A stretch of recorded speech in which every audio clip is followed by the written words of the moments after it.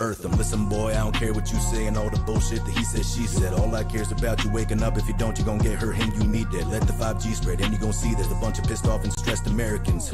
Say hi to my friends, they're all domestic terrorists. I know.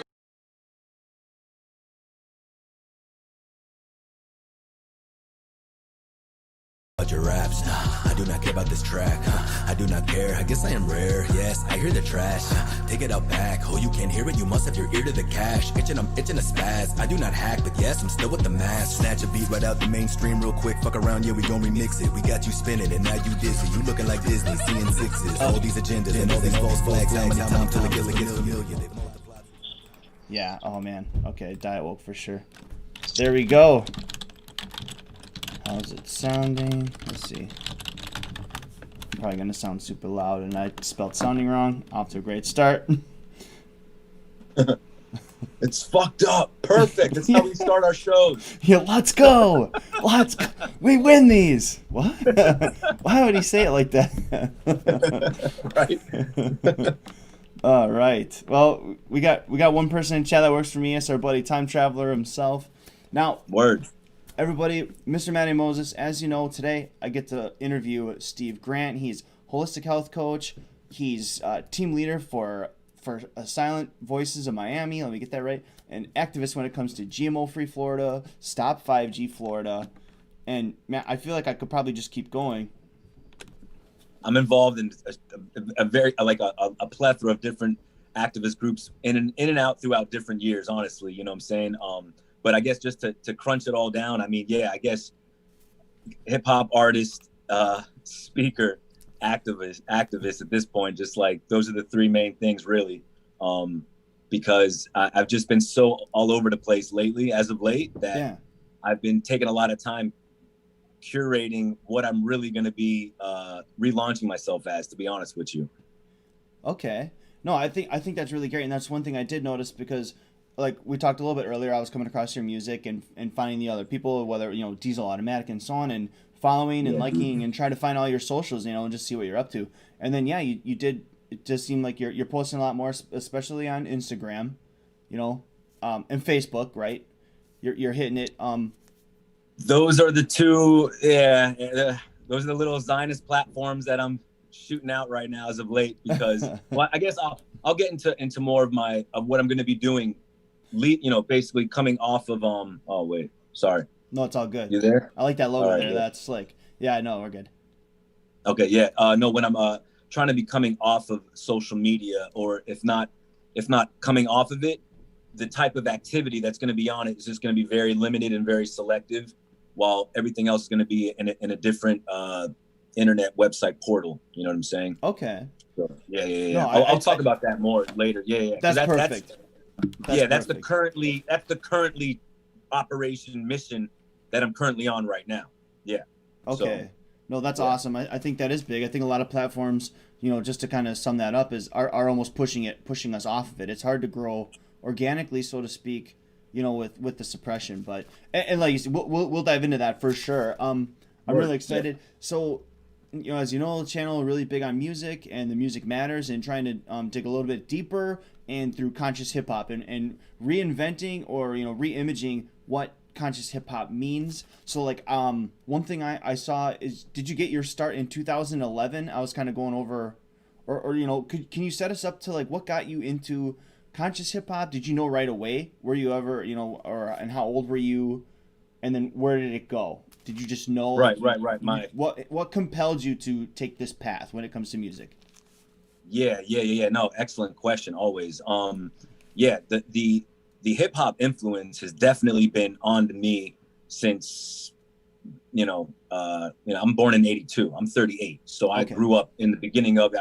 I was given the dosage of that, of the early hip hop shit, you know? Sure. So, but 1993, Wu-Tang really, that was the universe that I started losing myself in, you know? Sure. So, and then next thing after that, it was just influence after influence, whether it was Big Pun, you know what I'm saying? And then as the years went down after, after, coming out of the 90s, then early 2000s, and then like Eminem and D12, Obi Trice, Royce 5'9", you know, because Sure. they started taking the syllable rhyming to a very different level that maybe only a couple other artists were really doing.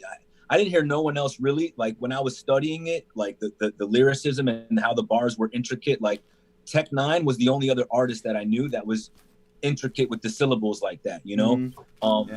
And Big Pun also, man, I wish that motherfucker kept living, because holy fuck, he didn't even get into his prime of what the fuck. I mean, there's a whole bunch of artists, but but the hip hop lyricalness is what really influenced me. So I started rapping on like in 1996 or 7. Okay.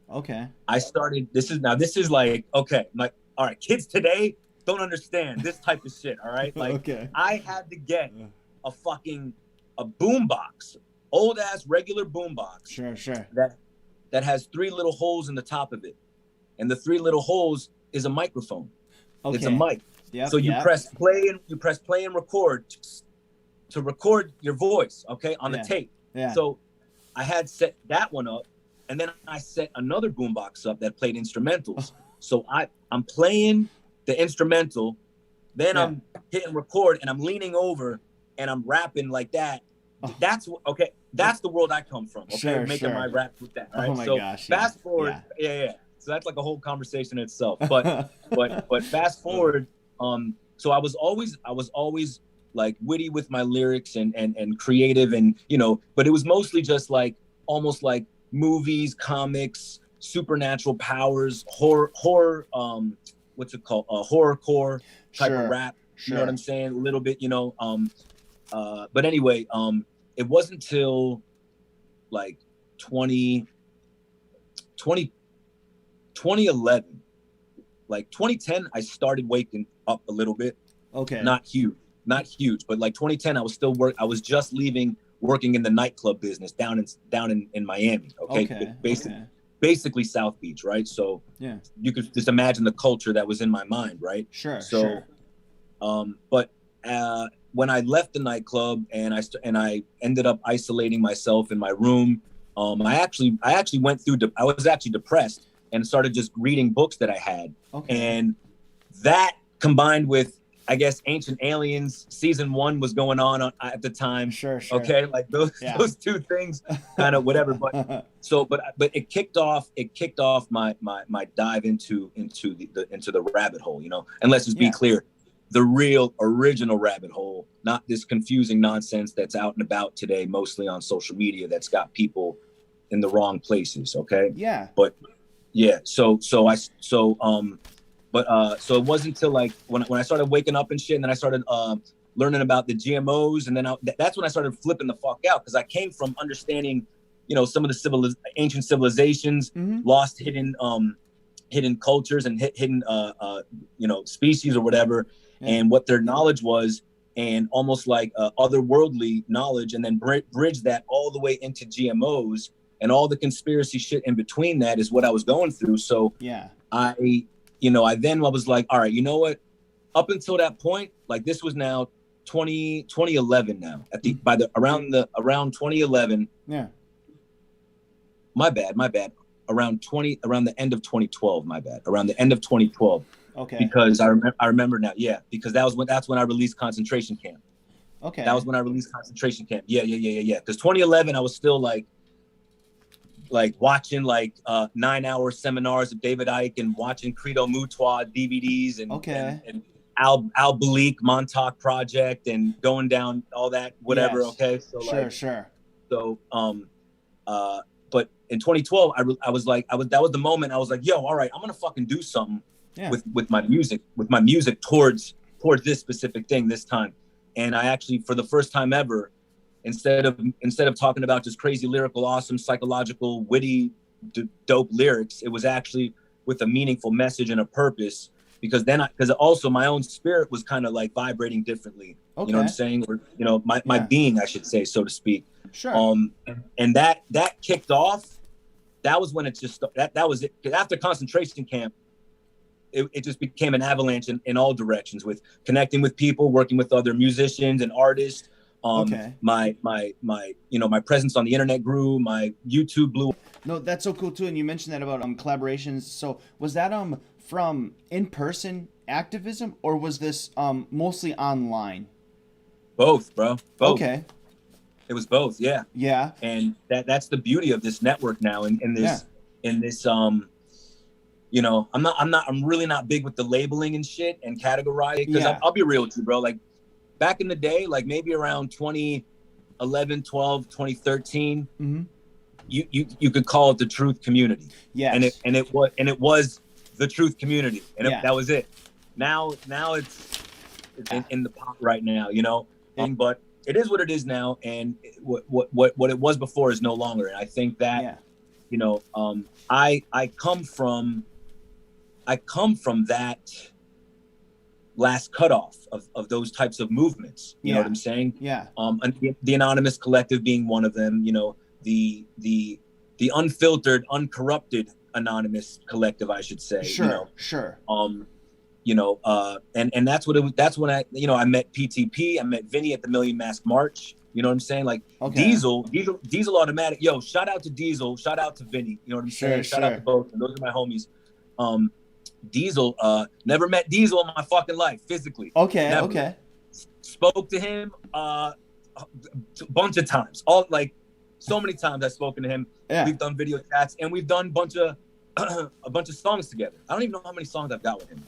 Easily got to be at least 6 or 7 songs. I think. I don't know. It feels like it, you know. And then other artists, Elias Clay. Elias Clay is another sick lyricist. She's amazing. Yeah. And then it just started happening. And then I started getting hit up with other people. And then I reached out to other people. Then the next thing, Payday Monsanto, did tracks with him. So you know, it's once you're plugged in, mm-hmm. you know, like, you know, it really lets other people realize, like, oh, this is the tip he's on. Because if you're just some person who's got, like, you know, that's why, like, when someone was able to go to my Facebook and see my activity of, like, yo, I'm not just a dude who's just making music at home, pumping out videos, which is dope. Whoever does that, salute to you. I'm not trying nobody. But I'm just saying, like, when you would see that, you know, I was able to be out there in the street more. Yeah. And so people saw that I was more of like a in touch type of guy. Yeah. You know what I'm saying? Yeah. And people resonate with that. So it allows people to, if they see that vibe from me, mm-hmm. when they see my music, I mean, let's be real, 9 out of 10 of my fucking songs, I'm like coming at the camera, like aggressive as fuck, get heavy, because I mean, let's be real, the message is heavy. You know what I'm saying? So, but people, if someone didn't know me and they just saw my video, they probably would judge me right off bat, like I'm too over the top for whatever reason. And I get it. I'm not blind to that. I get it. But that's the thing, allowing people to see who you are nowadays, because that's an element I feel like we're really missing, is like, you know, like, yeah, you can know all the fucking truths in the world, but how are you treating yourself? And more importantly, how are you treating others? Because you're going to treat others the same way you treat yourself. That's another thing that can reveal someone's true relationship with how they talk to themselves. You can just start seeing, like, okay, they have great content. They got great, you know, whether they're making video content, exposing things, or they're doing music, or they're doing art, whatever the fuck. But when you see how they treat other people, and it's not in sync with what the message they're trying to promote, it makes you kind of be like, you know, I'll just keep my judgment on that person on reserve until I actually talk to them face to face and hear from them. You know what I'm saying? Yeah. Like, 'cause that's just where we're at nowadays. You know how it is. No, it's so true. And that's one thing that I really do respect, that you have an open mind and you have a filter and you take all the information in it. I was going over the conversation you had with Truth Seeker, and I really like that you're kind of saying that, you know, it's like, shout out to Truth Seeker. Shout out, man. Truth Seeker. I got podcast. Yeah, that was awesome. That was so cool listening through that. And it broke my heart because you were getting into like the meat and potatoes of flat Earth, and then he was like, oh, the impeachment started stuff with Trump. I was like, oh, it's like we're past that, you know what I mean? And like, I know it, and it's all news. Oh yeah. Like, no, I know. I get. I felt like I could read your mind in that moment, that you're like, because before that you were talking about like politics and like people have a side. It's how you react to it. I think right now, like now even you can see how polarized everything is, you know, politically. Yeah. And it's like, that's not what it is. I like that you're kind of bringing up about not necessarily taking a step back, but like reflecting more inward and like, okay, what am I gonna do? You can only control how you react to things. And I kind of liked your reaction where you're like, because I think Derek was, because he was just reading off the comments that were coming in. That's why he was probably just firing out. For sure. And I know he wasn't trying to be rude, but like, you know, that no, he's an amazing person. Cause I'll tell you what, you know, like he's got really great interviews, and not only that, he does the interview very, very well. You know what I'm saying? Like, again, shout out to TruthSeek and the TruthSeeker podcast, bro. Derek, hey, salute, brother. He's on point with what he does, and like I said before, he's got incredible guests that, like, man, like I commend him, and I admire what the way he's already paid for someone like myself, because I'm gonna do a similar shit with a type of podcast, you know. But not to digress. But so when that came up with the Trump thing, it may as well have been, you know. You could have told me that like a fucking rabbit took a shit in the forest. It wouldn't have mattered because I view it as, you know, when people talk to me like, who do you think's gonna win, or Trump? But then I'm like, bro, I don't even view it as that. It's a geometric machine that goes. It doesn't matter who's there. It's you know what I'm saying. But the topic of the geocentric model is always you know, the dead cat in the room. Of course, depending on my cat walks by as you say that too. I haven't.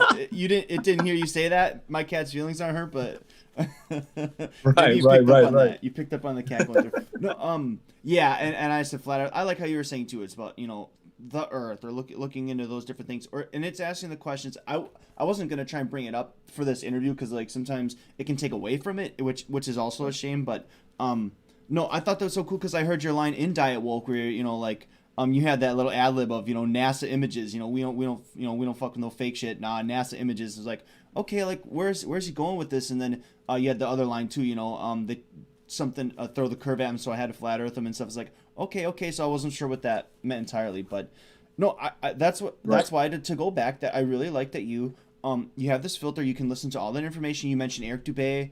And he's one of those guys, like, because some people will say, oh, he's new age, he's this. It's like, I want to listen to everything and then make my own judgment, my own opinion, use my own discernment, and say, you know, and take different things. You know, I like his talks on dinosaurs and kind of where he comes from, different things.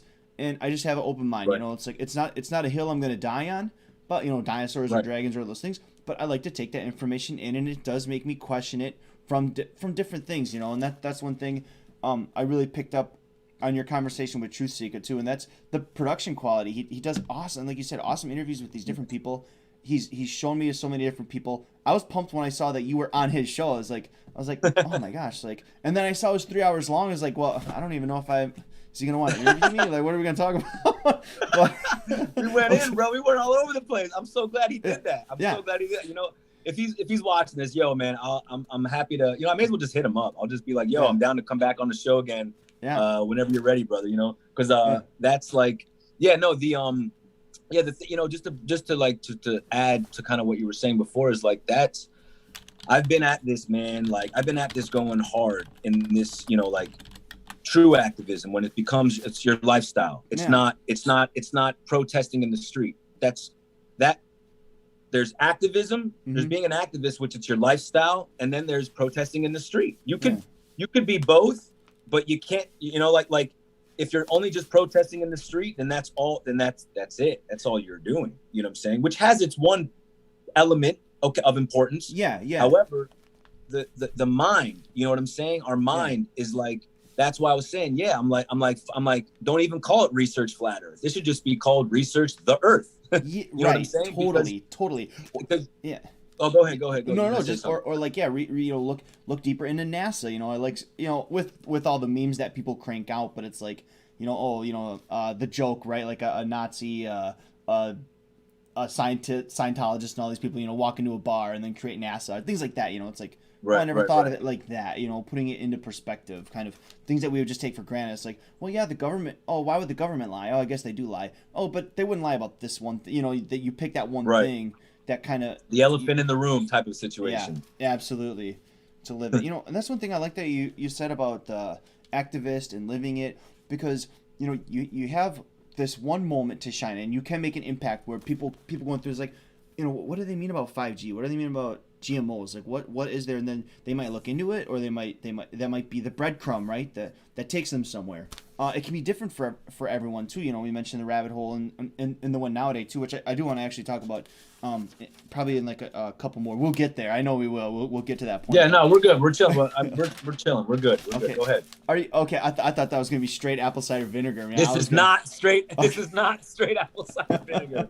This is water. It's vodka. Right? Okay, it's water. I'll Okay. eventually be peeling the fucking sticker off, folks. Don't worry. Okay, just as like a warning for anyone watching this, don't you? Okay. No, no, that live it. You can make that impact that one time.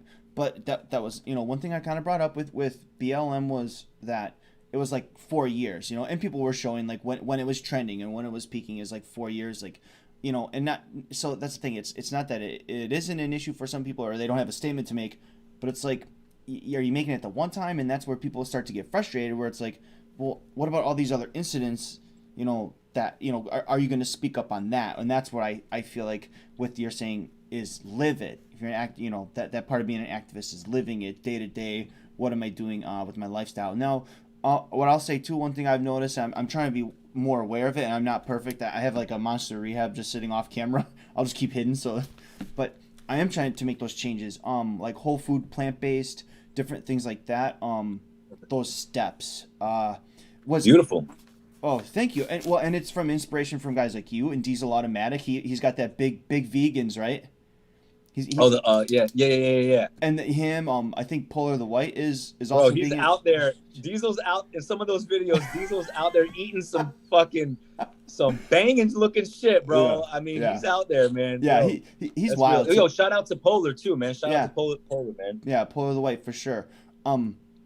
Yeah, that's the thing too. Yeah, I'm trying to more go, and this is everyone has their own thing, but with the food, I'm trying to just keep it stripped down. I'm not trying to replace cheese with melted cashews. You know what I mean? And that's not a dig on anyone, but I'm trying to like, okay, I'm trying to take a step back and like, okay, what am I just gonna eat? You know, so I'm trying to be better about that. I'm not. Were you always are you vegan? Has anything changed? I've heard you mention a couple different things in certain lyrics. You know, you sitting down with that vegan meal, but you're still drinking that diet woke. Is that okay, I'll let you answer that before I keep guessing. Finish your question. I already got the answer. No, you're good. You're good. Finish your question. I'm ready. Okay. No. Are you vegan or is it vegetarian now, or what would you say? Where would you? Let's hear it. So in comfortable conversation, you would label me as a vegan, okay, by definition. Yeah. However, in the real grand scheme of things, how I personally view things, I'm not attached to that identity as vegan. Sure. You know what I'm saying? I get it. I acknowledge it. I respect it. I'm not attached to the identity of being an activist. I'm not attached to the identity. You feel me? Like it's not the label, right? It's not. Yeah. That is the most. Yeah, that's the most important thing about it. Is you know, like I mean, I was out there repping Anonymous hard as fuck. Yeah. Harder than most people, which is all whatever. But I was never attached to the mask. I was never attached to that internet personification character of the Guy Fawkes internet fucking guy. Like, it was never but I would see everyone else, not everyone, but I would see a large amount of people getting lost in that. Yeah. And defending it and think they need to go in, you know. So that part where it gets a little bit loose, whatever. But as far as how I eat, man, I'm a human that makes choices, period. Okay. And that's what it is. Yeah. And when in 2013, in the beginning of 2013, I changed. I flipped it and started to go into the vegan diet and plant-based and shit like that, right? So but I also knew that it wasn't just about veganism.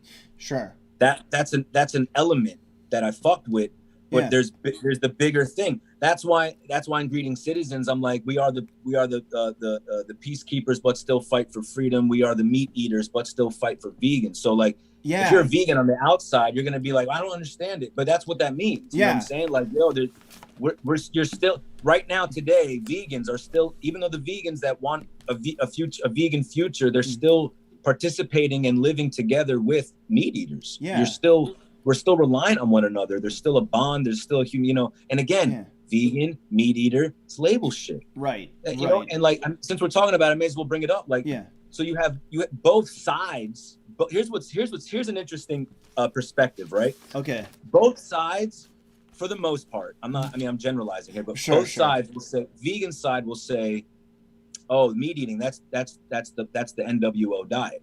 And then the meat eaters will be like, oh, vegan, that's the NWO diet. Yeah. When in actuality, they're both the NWO diet, because we're living in a polluted fucking system. Unless you're literally you're part of that tiny minority of people that literally grow your own food and nothing else touches it. I'm not talking about you. You're not part of this conversation. Right. All the rest of us, like, you know what I'm saying? Like, it's contaminated at some level. It's NWO at some level. It's ZWO agenda at some level. You feel me? Yeah, for sure. For sure. I think that's a great way to word it. And I think that's honestly kind of where I've come, and where I yo-yo back and forth, where it's like, okay, I try to keep animals in mind, or like the treatment of it. But I think that goes with the food in general, right? We're like, okay, well, what is happening to my food? Like, okay, I have 2 daughters, and they're like, chicken nuggets are made out of chickens, and it's like, actually, yes, like, because I didn't have those conversations when I was a kid. It's like, you know what, like, I want you to be able to make a conscious choice now. So now that you know that, you pet a chicken, hang out with a chicken. It's something as simple for me, like, I didn't mean to cut you off, but it's something like, it was so easy for me, like, as far as the decision part. And I'm a dude, like, trust me, anyone that knew me personally and hung out with me like every other day, like, that was like close friends with me, like, knew I was a fucking monster savage eater at restaurants. I was a connoisseur restaurant. I had to go to buffets to seize the fucking army of appetite. You know what I'm saying? Like, that's what it took. But in hindsight, no one should be eating like that. No one should be eating at buffets. You know what I'm saying? I mean, of course, go for your buffet, but in actual sense of how we're, you know what I'm saying? Like, I but just to bring some clarity to your question. Okay. Like, I wanted to know. So I already made the decision consciously. I was like, okay, wait, I don't want to be eating, these animals anymore. Yeah. Because I saw it, and then I was done. So I'm like, so that's the thing. I was like, okay, now I don't want to eat that, but how do I eat?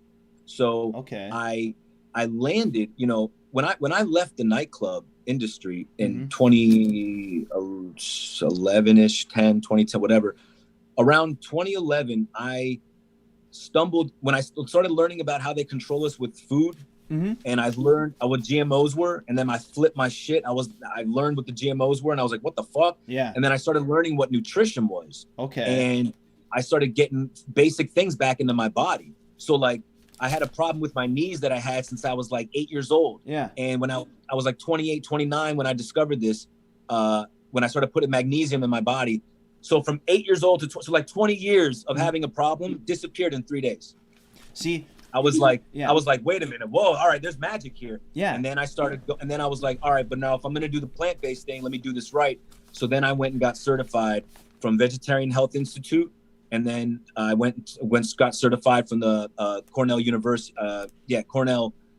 with Dr. T. Colin Campbell and the Center of Nutritional Studies. So I got certified vegan master from Vegetarian Health Institute, and then got plant-based nutrition certified. So then I knew nutritionally, scientifically, how I could eat and still do my thing. So then at that point I was clear, because that's, that is what it is. Like once you trust me, bro, like, do you already cook your own food? Like regardless of whatever the fuck you eat already? Yeah. You already cook your own, like, like you chop up the vegetables and go shopping and do all the bullshit. Yeah. Yep. So then what? You already have what more than half of America doesn't have, bro.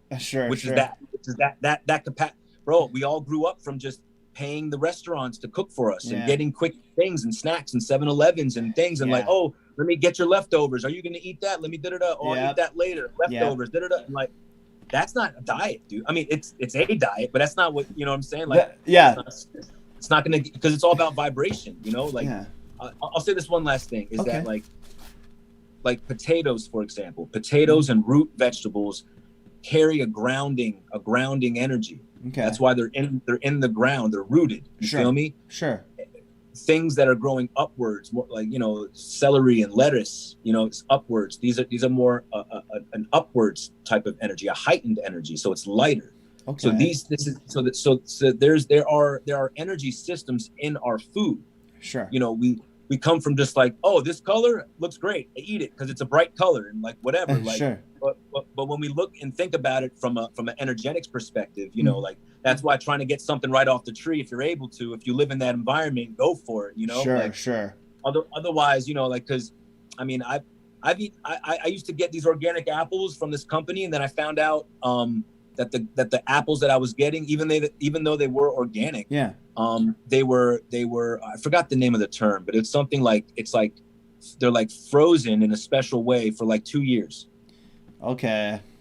In like this gigantic warehouse thing. So, you know, like, so, you know, so that's why again, bro, it's all NWO diet, all of it. And then the real one is going to be when the vegans are promoting all the artificial lab grown mutated fucking Franken foods, and it's going to be vegan. It's going to be like that's where they, you know, that's the cloud over the vegan movement that a lot of them are missing, you know what I'm saying? But I understand why they miss it. I get it. I get it.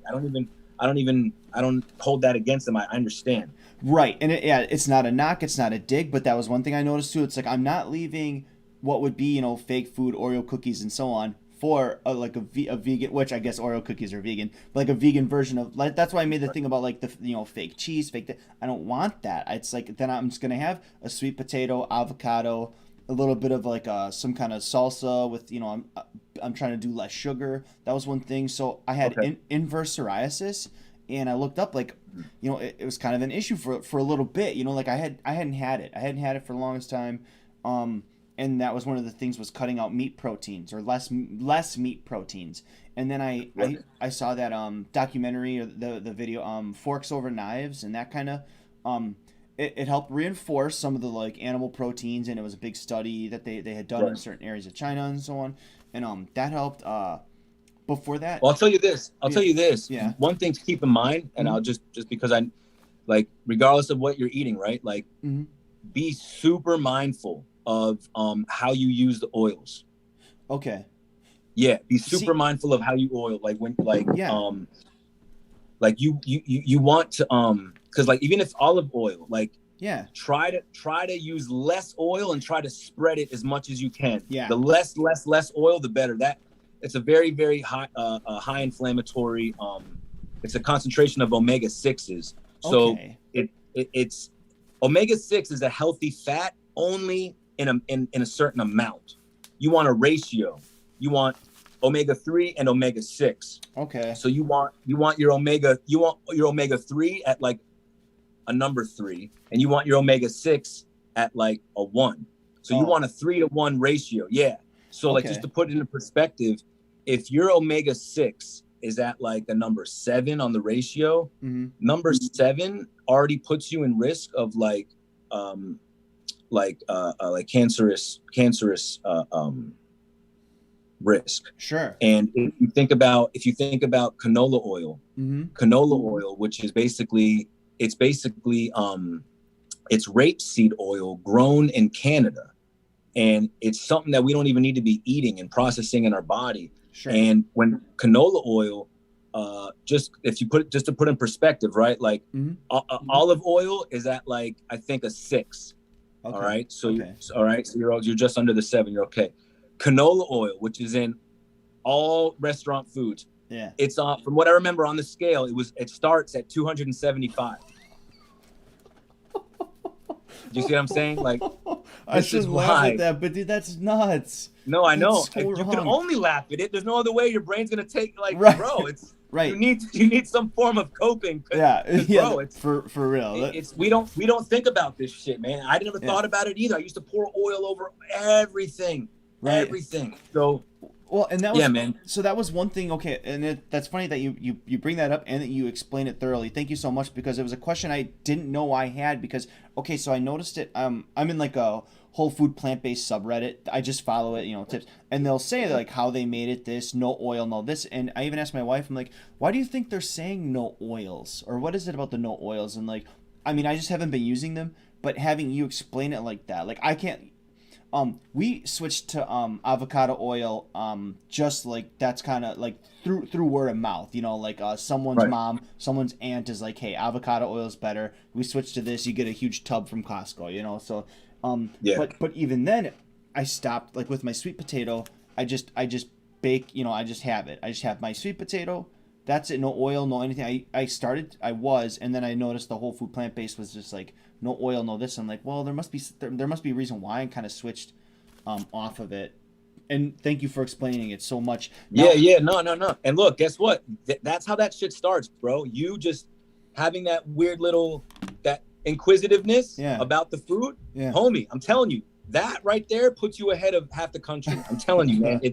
I've had so many conversations with so many different people about food and things like that, and like it's never about like just do what I tell you, eat like me. It's like it's about the person. Just like when we talk about truth and conspiracy, it's like you need to just arrive on these things, come to these conclusions on your own damn self. You know what I'm saying? Like get your own critical thinking activated. Right, and that's the knowledge. So you're giving them the information, and take with that, as you will. So now that there's that much wrong with the canola oil, now that you know that, are you consciously going to reach for and go like, now you know what you're doing? Like when my daughter asked about like they use chickens to make chicken nuggets. Like now that you know, do you still want that? When you didn't know, you're like, yeah, I want a chicken nugget. That's the name of it. But you don't picture a chicken putting, so that's right. It's literally an out of sight, out of mind situation. Yeah. That's really it. I mean, you'd be surprised. I mean, have you watched Earthlings? Earthlings. I was gonna bring that up. It was like that. Phew, man,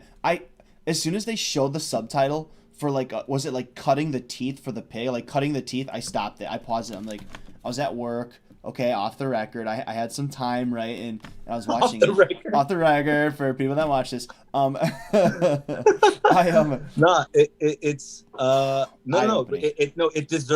It deserves a full sit down and watch. Yeah. If you're trying to, I'm saying, like, and I did finish it. I did end up watching it when they were like, the teeth cutting. I paused it and I did a lap around the room I was in. I was like, okay, right, like be prepared. This is messed up, but like you said, I did watch it all the way through. Man, heart wrenching, and that kind of started me on that. So, because it's our right to know what goes on to these animals. Yeah. And I'm not even, and that's totally separate from the suffering of these animals. I'm not even though as bad as that is, I'm not even touching on that because, that's one when I did Bloody Animals, you know what I'm saying?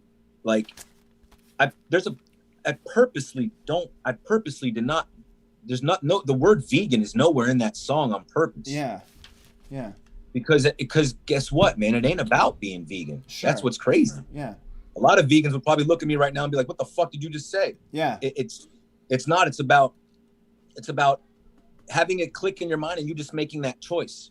Yeah. You know what I'm saying? Like you can own a farm with animals and see how they live.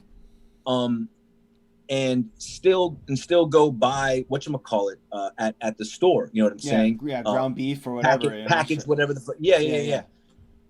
Some people, but then there's people that do live on the farm. They kill the animals. They live that life, and they're all hunky dory, and it is what it is. But what I'm saying is that like we're talking about people that live in society when we talk about food and diet and meat and vegan and all the different diets. And now there's paleo and there's plant-based and now. Sure. So and now vegans have like different subdivisions of types of vegans now, and there's vegans that aren't plant-based, and then it's another identity crisis in a group that just split into all different personalities. Yeah, that's exactly what the fuck it is. I did a video I have a private group page on Facebook, and I put a video in there explaining about the 4 main stages of team development, team growth, and team building. Because it was shit that I learned back in when I would get sent to these random like little mini seminars when I was working in Fountain Blue, all right, for like leadership programs. So but in there they have these out of the 4 stages. They have a forming and storming are the first ones, and forming is right when in the beginning when everyone's like, yeah, let's do this, I'm ready, enthused, and they have the big ideas and everyone's jacked up and like, let's go. And then storming hits, which is when everyone starts to now see what they don't like about each other. Everyone now has static. Oh, they don't like this person, they're not feeling motivated, and all the negative shit starts to happen. And most teams in the industry don't make it past the storming phase. And after that is norming and performing. But the reason why I brought that up in the group is to just a drop of insight that people need to understand. It's right now, it's not about dig to the conspiracy to get to the truth and get the word out there. It's about restructuring how we're fucking going to be going about our behavior in this future. You feel me? Like, you could be the wokiest Wokey McWokerston from Wokeville, bro. I don't give a fuck. Like, if I have a new rap name now. I'm gonna write that down. Thank you. One more time. No, I was but it is what it is. I mean, and it's not even.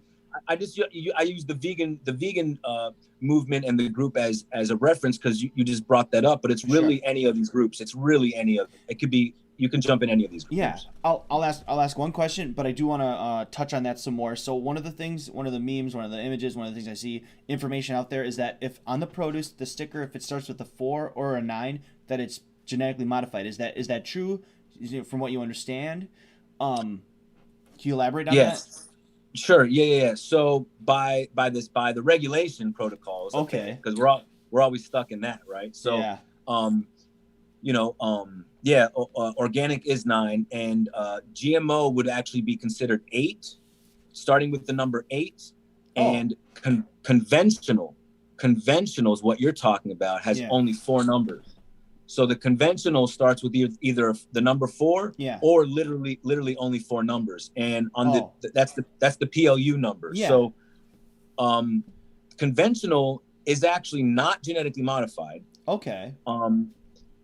Now, what it is it's some of the worst shit. It's actually, that doesn't make. I was like starting to feel better. Like it's not GMO. Like I have a lot of because I checked before we did this, and I've been trying to be mindful of it. I'm like, all my stuff has 4s and 9s. Like this is actually terrible. Okay. Shit. Okay. It's heavily. That's heavily drenched in many of the pesticides, many of the farming chemicals. So here's what's fucked up about the number 4s, right? In a lot of the industries, especially in America, what they do is they use like ammonia and they use phosphorus, mostly phosphorus, and they use these huge like vats, these things that plug into the ground, and it pumps the soil with the phosphorus, and it makes the plants grow faster, so the plants grow quicker. But the plants aren't. But as a plant grows, just like how a human grows or a baby grows, then they need the nutrients in order to grow. So if you're not giving it the minerals and nutrients, then how is it growing? Well, through the phosphorus. That's why, and a side note, this is where there's been a lot of studies and a lot of questioning around hyperactivity in children due to phosphorus toxicity. Connected to that. So that's, so what I'm saying is a known thing already in whatever, worldly knowledge of that. So it's filled with phosphorus. What was it? Phosphorus. Yeah. Phosphorus toxicity. Phosphorus toxicity. Yeah. It's known to influence hyperactivity in children. But so like, the same thing with all the irrigation, the water that they use from the sewage, gets poured right back onto the crops. So, and this is a perspective. Yeah. Here's a perspective for everyone to consider. And you know what? Like, there's a really good documentary. I actually uploaded it onto my Facebook a while ago, but it's called Biosludged. Biosludged. And it's done by Mike Adams. And that's irrelevant, even though Mike Adams lately is on some Republican shit or whatever. He's all trumped out, whatever. I'm like, irrelevant. I don't care because I don't give a fuck what people are on. You know what I'm saying? Like what do you bring to the table? And I look at what's at the table and what you brought, that's what I'm fucking with. Like, right. you know, like what you believe in, I'm not worried about that anymore. Yeah. So, but in Biosludge, they go into a crazy breakdown of basically like, bro, think about like this, right? Just imagine a one apartment complex, right? Okay. So you have, let's just say 200 people live there, right? Yeah. So that means 200 different toilets and 200 totally different lifestyles. Sure. So now you have all these people discharging into the toilet. Now you could have the super clean, healthy, fucking perfect, whatever couple that lives upstairs and their shit is gold and whatever. Like, okay. Yeah. Then next door neighbor, you have an elderly woman that's extremely sick, taking all types of prescriptions and medications. Sure. And maybe has a grandson that lives there and plays video games all day, and he gets street drugs. Yeah. So you have medical shit going into the toilet. You feel me? Yeah. So then you have the guy downstairs who eats fucking Burger King and garbage and whatever, and the Burger King that he ate was made with food that used chemicals, that was from the soil, that came from the shitty sewers, from the person that ate the shitty chemicals, from the food, from the and it just that's what it is. So we become this cycle of literally eating our own shit in a sense, because we're eating other people's old because the body, certain elements, certain molecules, the body can't process. It can literally, or the body can't destroy. It can only move it. It can just move it. That's like mercury is a great example. Like, that's why mercury gets fucking lodged in the brain with these children. It's trying to move it through the blood, gets through the blood-brain barrier and whatever. Okay. But when you think about the food, like all these people, and these 200 people, that is a toxic, that is a fucking cesspool of an amalgam of different toxins. And when you have an amalgam of different toxins, they compound and create a brand new, even more toxic toxin. So it becomes this fucking, you feel me, bro? It becomes extremely, and this is the regular the water system for watering crops in a lot of these industries, And I'll just say one last thing, because I know you already hear I can like go off forever on these things. So, I love it though. No, it's very informative, and that's what we need. Oh, good. No, yeah, I mean these are gems that people listen, because the last thing I was gonna say is that like there's subtle things. That's why learning where your product comes from, like certain coffees, certain organic coffees, I've discovered are actually like can be a highly contaminated with things like cadmium.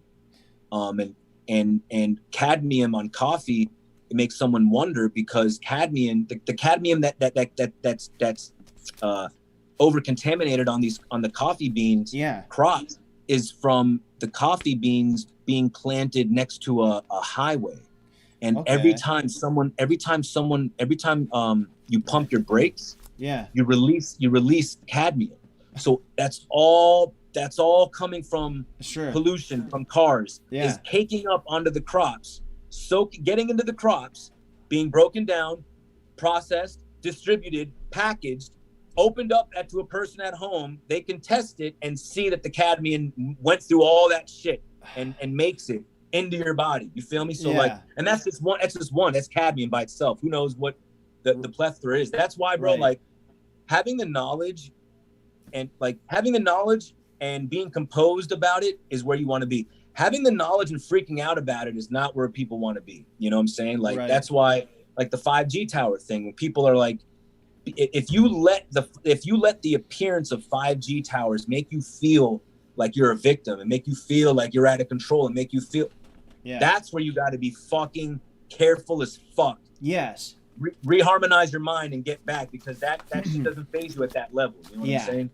No, absolutely, and that's one thing. I'm actually working on a song with fear cells, because it seems like that's the big push, right? It's just to be afraid, whether it's it can be the masks or so on. We talked about 5G. Right. I'll ask really quick. I got to ask the one thing.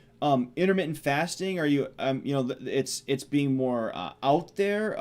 The benefits and so on. Like, I did it for a while. I was actually really good about it, and I just did I had like an 8-hour window where I ate and then I stopped. Yeah. You know, and that made sense. I'm like, okay, I'm consuming too many calories. This is my window. And then at that time I was trying to eat, just oatmeal for breakfast, eat differently, eat smarter, whatever. Not that. Right. Anyway, and thoughts on intermittent fasting? Well, did it work That's for my you? last food thing. Did it work for you? It did. Yeah. It worked for me too. It works. Yeah. I just wouldn't say live. I just wouldn't recommend anyone to live like that. Like, okay. Because this can get this. It's so interesting, dude. When we get into diet, it really is based on. It totally is based on what you are and where you are. Totally, because I mean, there's on the spectrum. There's people that can eat fast food and live to 90. And then there's breatharians. There's people that just meditate. I think they they take in like maybe light liquids, something very subtle. Yeah. And they're good. And they're good on everything else because they're outside in the world. They're not in the clustered, caked up, Yeah. Yo, if you're a breatharian living in like New York City every day and you're in the hustle and the bustle, like, wow, where are you? I want to see how you're doing that. Yo, if that person exists, shout out. That's gonna be my next interview. I'm finding someone the breatharian. And then bring me on, bro. Okay. Okay. I mean, anything's possible to the mind, but however, like we got to be practical with where we come from, right? So like even me, like when I started eating differently, like I come from eating polluted Pepsis, candies, garbage, the poison food. I grew up on it. It was horrible. You know what I'm saying? So like it does take a few years of that detoxification to just, you're constantly it's leaving your body. You know what I'm saying? Sure. And just the one thing I'll say, if you do intermittent fasting, add a session of deep conscious breathing. Okay. To whenever, just to your regime, whatever. I mean, usually I'll probably just add that to your life anyway, but the reason why I bring that up specifically is because you actually release your calories mainly through your breath. Okay. Yeah, it's not through, it's like sweat, piss, spit, things like that. It's very little. It's really through your breath. Okay. Oh man, that's neat. Okay. I definitely, that makes sense. Okay, no, that's really interesting. Yeah, and I do need to be. I was doing a little bit of like meditation stuff. I found like to listen to on Spotify. It was the different tones. And it was like 432 hertz or something like that. But I'm hearing binaural beats. What was it? Binaural beats. Oh yes, that's exactly what it was. It was a playlist. Yeah, binaural. Okay, thank you. I did that for a little bit. And it was relaxing. What did I write down? We talked about earthlings. The phosphorus toxicity. See, that's really interesting. Now, the Holisitc Health Coach, was that before the hip hop and the music? Were they at the same time? Were you like, because you said you went and talked to Dr. Campbell, Dr. T. Oh no, I didn't. I was taught. I said I was taught by him. Sorry, I was taught by. I was. Oh, taught. I said the wrong thing. I don't think I said taught. I think I said. I got certified. Yeah, I got certified by his Center of Nutritional Studies, by him. Yeah. Okay, so is that like parallel? Is that along the road? You're like, hey, I'm just gonna be more aware of this stuff, while you're writing, while you're making the music, or is that along the way, or? Yeah, the rat study is what blew it up. In September 2012, a rat study was dropped by Dr. Cirilini, I believe that's his name. I might be saying it wrong. Okay. I feel like I'm saying it right, though.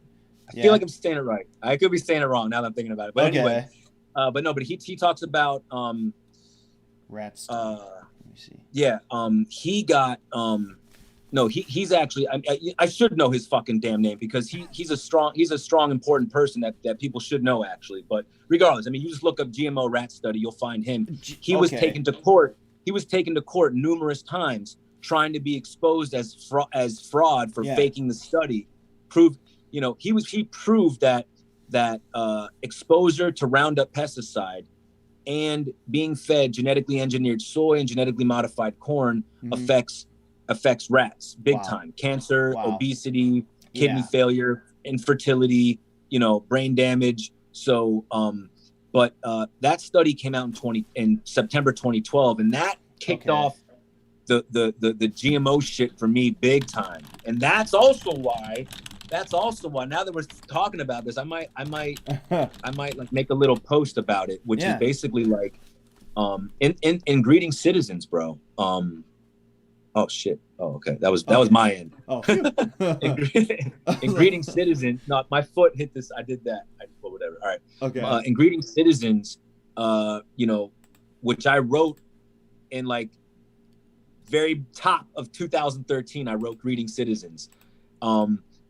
I talk about, I go, yeah, these bees ain't buzzing, but genetically engineered mosquitoes still coming. This was in 2013. Oh man. Homie. And there's just now you go in the news today. Now. Thank you. This is why. Oh man. Same thing with Diet Coke. Same thing with Diet Woke. Yeah. Same thing. How there's some people now commenting on my video like, oh, he predicted. Well, I didn't. I'm not a prophet. You guys can be predicting the same shit. Right. We know where this is going. You know what I'm saying? Like, nah, for real, big time. No, that's so true. And that's what. Let me see. Okay, so Diet Woke, man. Yeah, that was so nuts. One of the things that actually shine more light on that line was the song "Pandemic" by Dr. Creep was like 2020 combined with coronavirus body stacking. Well, I went and looked up. Oh, I didn't mean to cut you off, but I went to look into that. Did you look up the same thing? He testified about that. No, let me. What is it? He did. He kind of he opened up that it was coincidental. Sure. That he was just like there was like something else that was coming around that made him think of it. You know what I'm saying? But again, like to the people that are just like, I understand. Like I could pretend that I never knew who Steve Grant was. Sure. And I saw that video. I'd be like, yo, how does this guy work for the agenda? I you know what I'm saying? Like, dude, I did a Music Matters on it. It was so hot. Like at the time, everyone they were talking about it. Like, how did he know? I did a Music Matters on it, and so many people in the comments below were just like, he knew, he's in on it, he's part of it. I'm like, here's the deal. Like, I don't want to take any credit away from him because I'm friends with him on Facebook. He seems really chill. I'd love to interview him like this. Just kind of. Like talk about music and all other kinds of shit, because we get so much crap, up front. There's just so much to, maybe be like an outcast, but, to have this where we can relate and talk and have these conversations. But that's what I was saying. Like he didn't say COVID-19. He didn't say, he said coronavirus, which is a strain of it. And like, it is in books. I think who was getting Dean Koontz or something like that had a book referencing coronavirus or a strain out of China or something like that affected the lungs. Because you know what, TV shows, so it's not to take away from him. He's paying attention, doing his research, and say, hey, like he notices a pattern. He knows the pattern, and then because like if you have 100 songs about New World Order, FEMA camps, and this and that, you know what I mean, and then one hits, like how did he know that? It's like we're talking about all different kinds of things. And to me, so yeah, there is something, prophetic, but like not that, like you're saying, right. It's not, hey, I'm not a prophet. It's just like I'm paying attention. They have a scheme that they like to play, and every so often these are the plays that they run. This is the game. You know what I mean? But I'll let you elaborate. It's the same. It hasn't changed. No. And those are those.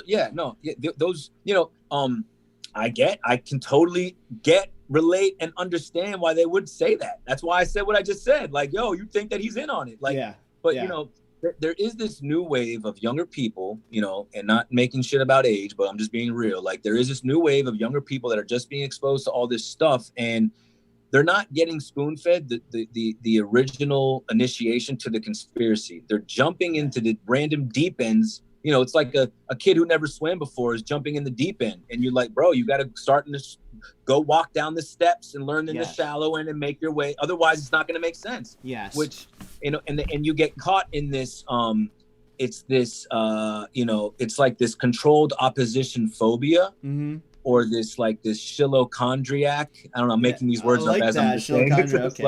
Okay. Because then it's like everyone's a shill. Everyone's controlled op. I can't trust anybody. Everything's corrupted. Oh, you can't trust them. You can't. And what that is that person's actually, it's actually a fear of not knowing anything. They don't know. They don't know anything. Yeah. They know cool factoids. They know cool dark shit. Yeah. They know fucked up conspiracies, but they don't fully know. Otherwise, if they did, they would have conviction and be like, no, I believe this, this, and this. If I'm wrong, then so be it. Instead of like, well, no, I don't believe anything. And they think that keeps them safe from not being lied to. They think that they're never, you can't trick me if I don't believe anything. It's like, they think they're in the safety zone, but really they're putting themselves in an actual more dangerous place, because then they're going to be very hard to connect to, and they're not going to be able to get their message out. Right. Yeah, I agree. And then, you start to shut people out. It's like, God, what, at what point can't we come together and say, hey, something's wrong here. How do we approach this? Instead of saying, does it need to be my way or the highway? Or if like, if you don't think this one thing, if you think dinosaurs are dragons, then we can't. It's like, well, I don't know. I'm willing to say I don't know, and we can have a conversation about it. Like I don't like to do the shill thing, because we've brought up Eric Dubé, and this isn't. I'm saying I don't like to do that with Mark Sargent. How people may feel about him. It's. One thing, this was with QAnon was first, getting a little bit more traction. Like Reddit had like, Great Awakening and all these different things. And I would pop over there and kind of, check it out. I'm like, well, this is really cool, because like they're talking about false flags, hoaxes, like right away, like nonchalantly. They're like this is staged. Almost, I'm like, almost like too good to be true. Like, wait a minute, hold on. How is this out? How is this? How is motherfuckers like you, me, and other people for years trying to get this shit out there. Yeah. And now just here it is, folks. You just, a whole subreddit of people just talking about it, like, oh, this is a hoax, boom. Like, something happened and they were picking apart. They're like, this is fake, this person. How come this doesn't match up? Because like that was like a lot of the Las Vegas stuff was coming. Like right. So people were just like this. It was like wow. And like I was in a poker tournament. And the dealer was, my buddy's big into poker. I'm an enabler, so I played with him in this tournament. And the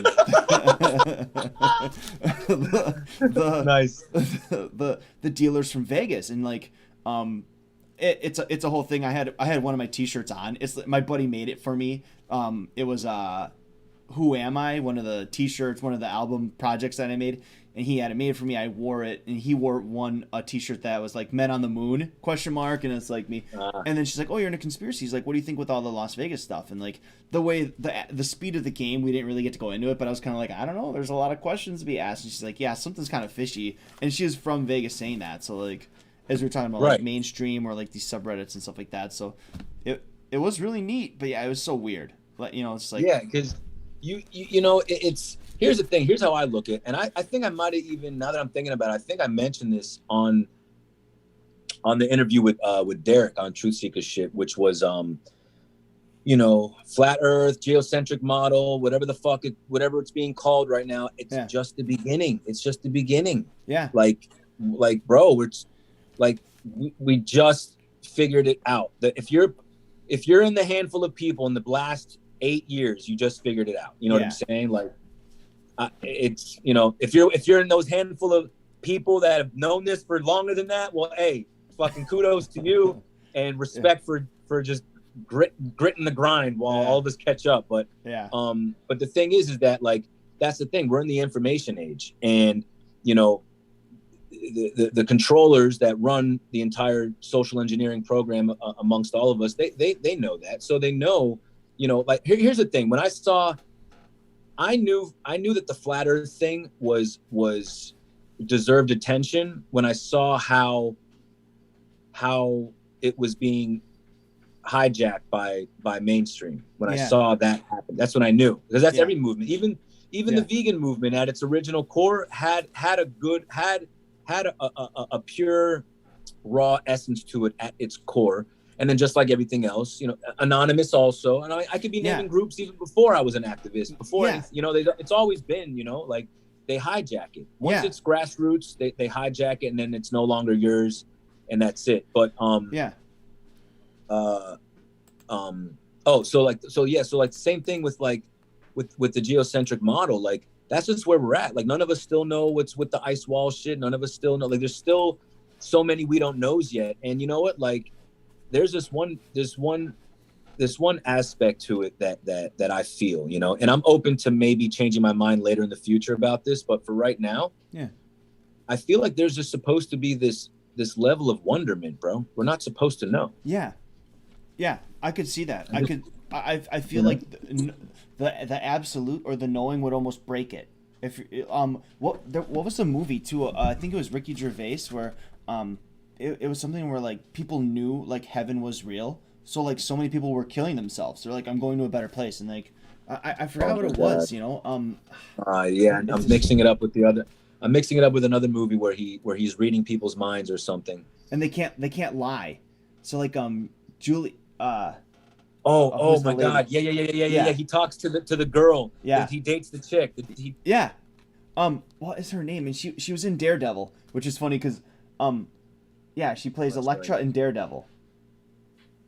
Yeah, I can't remember the name. I know the name. And he's the only one that's like, yo, wait a minute, what are you talking about? Yeah. And then he ends up like the end is him lying to his mom about heaven or something like that. You know, they put a twist on it. But Right.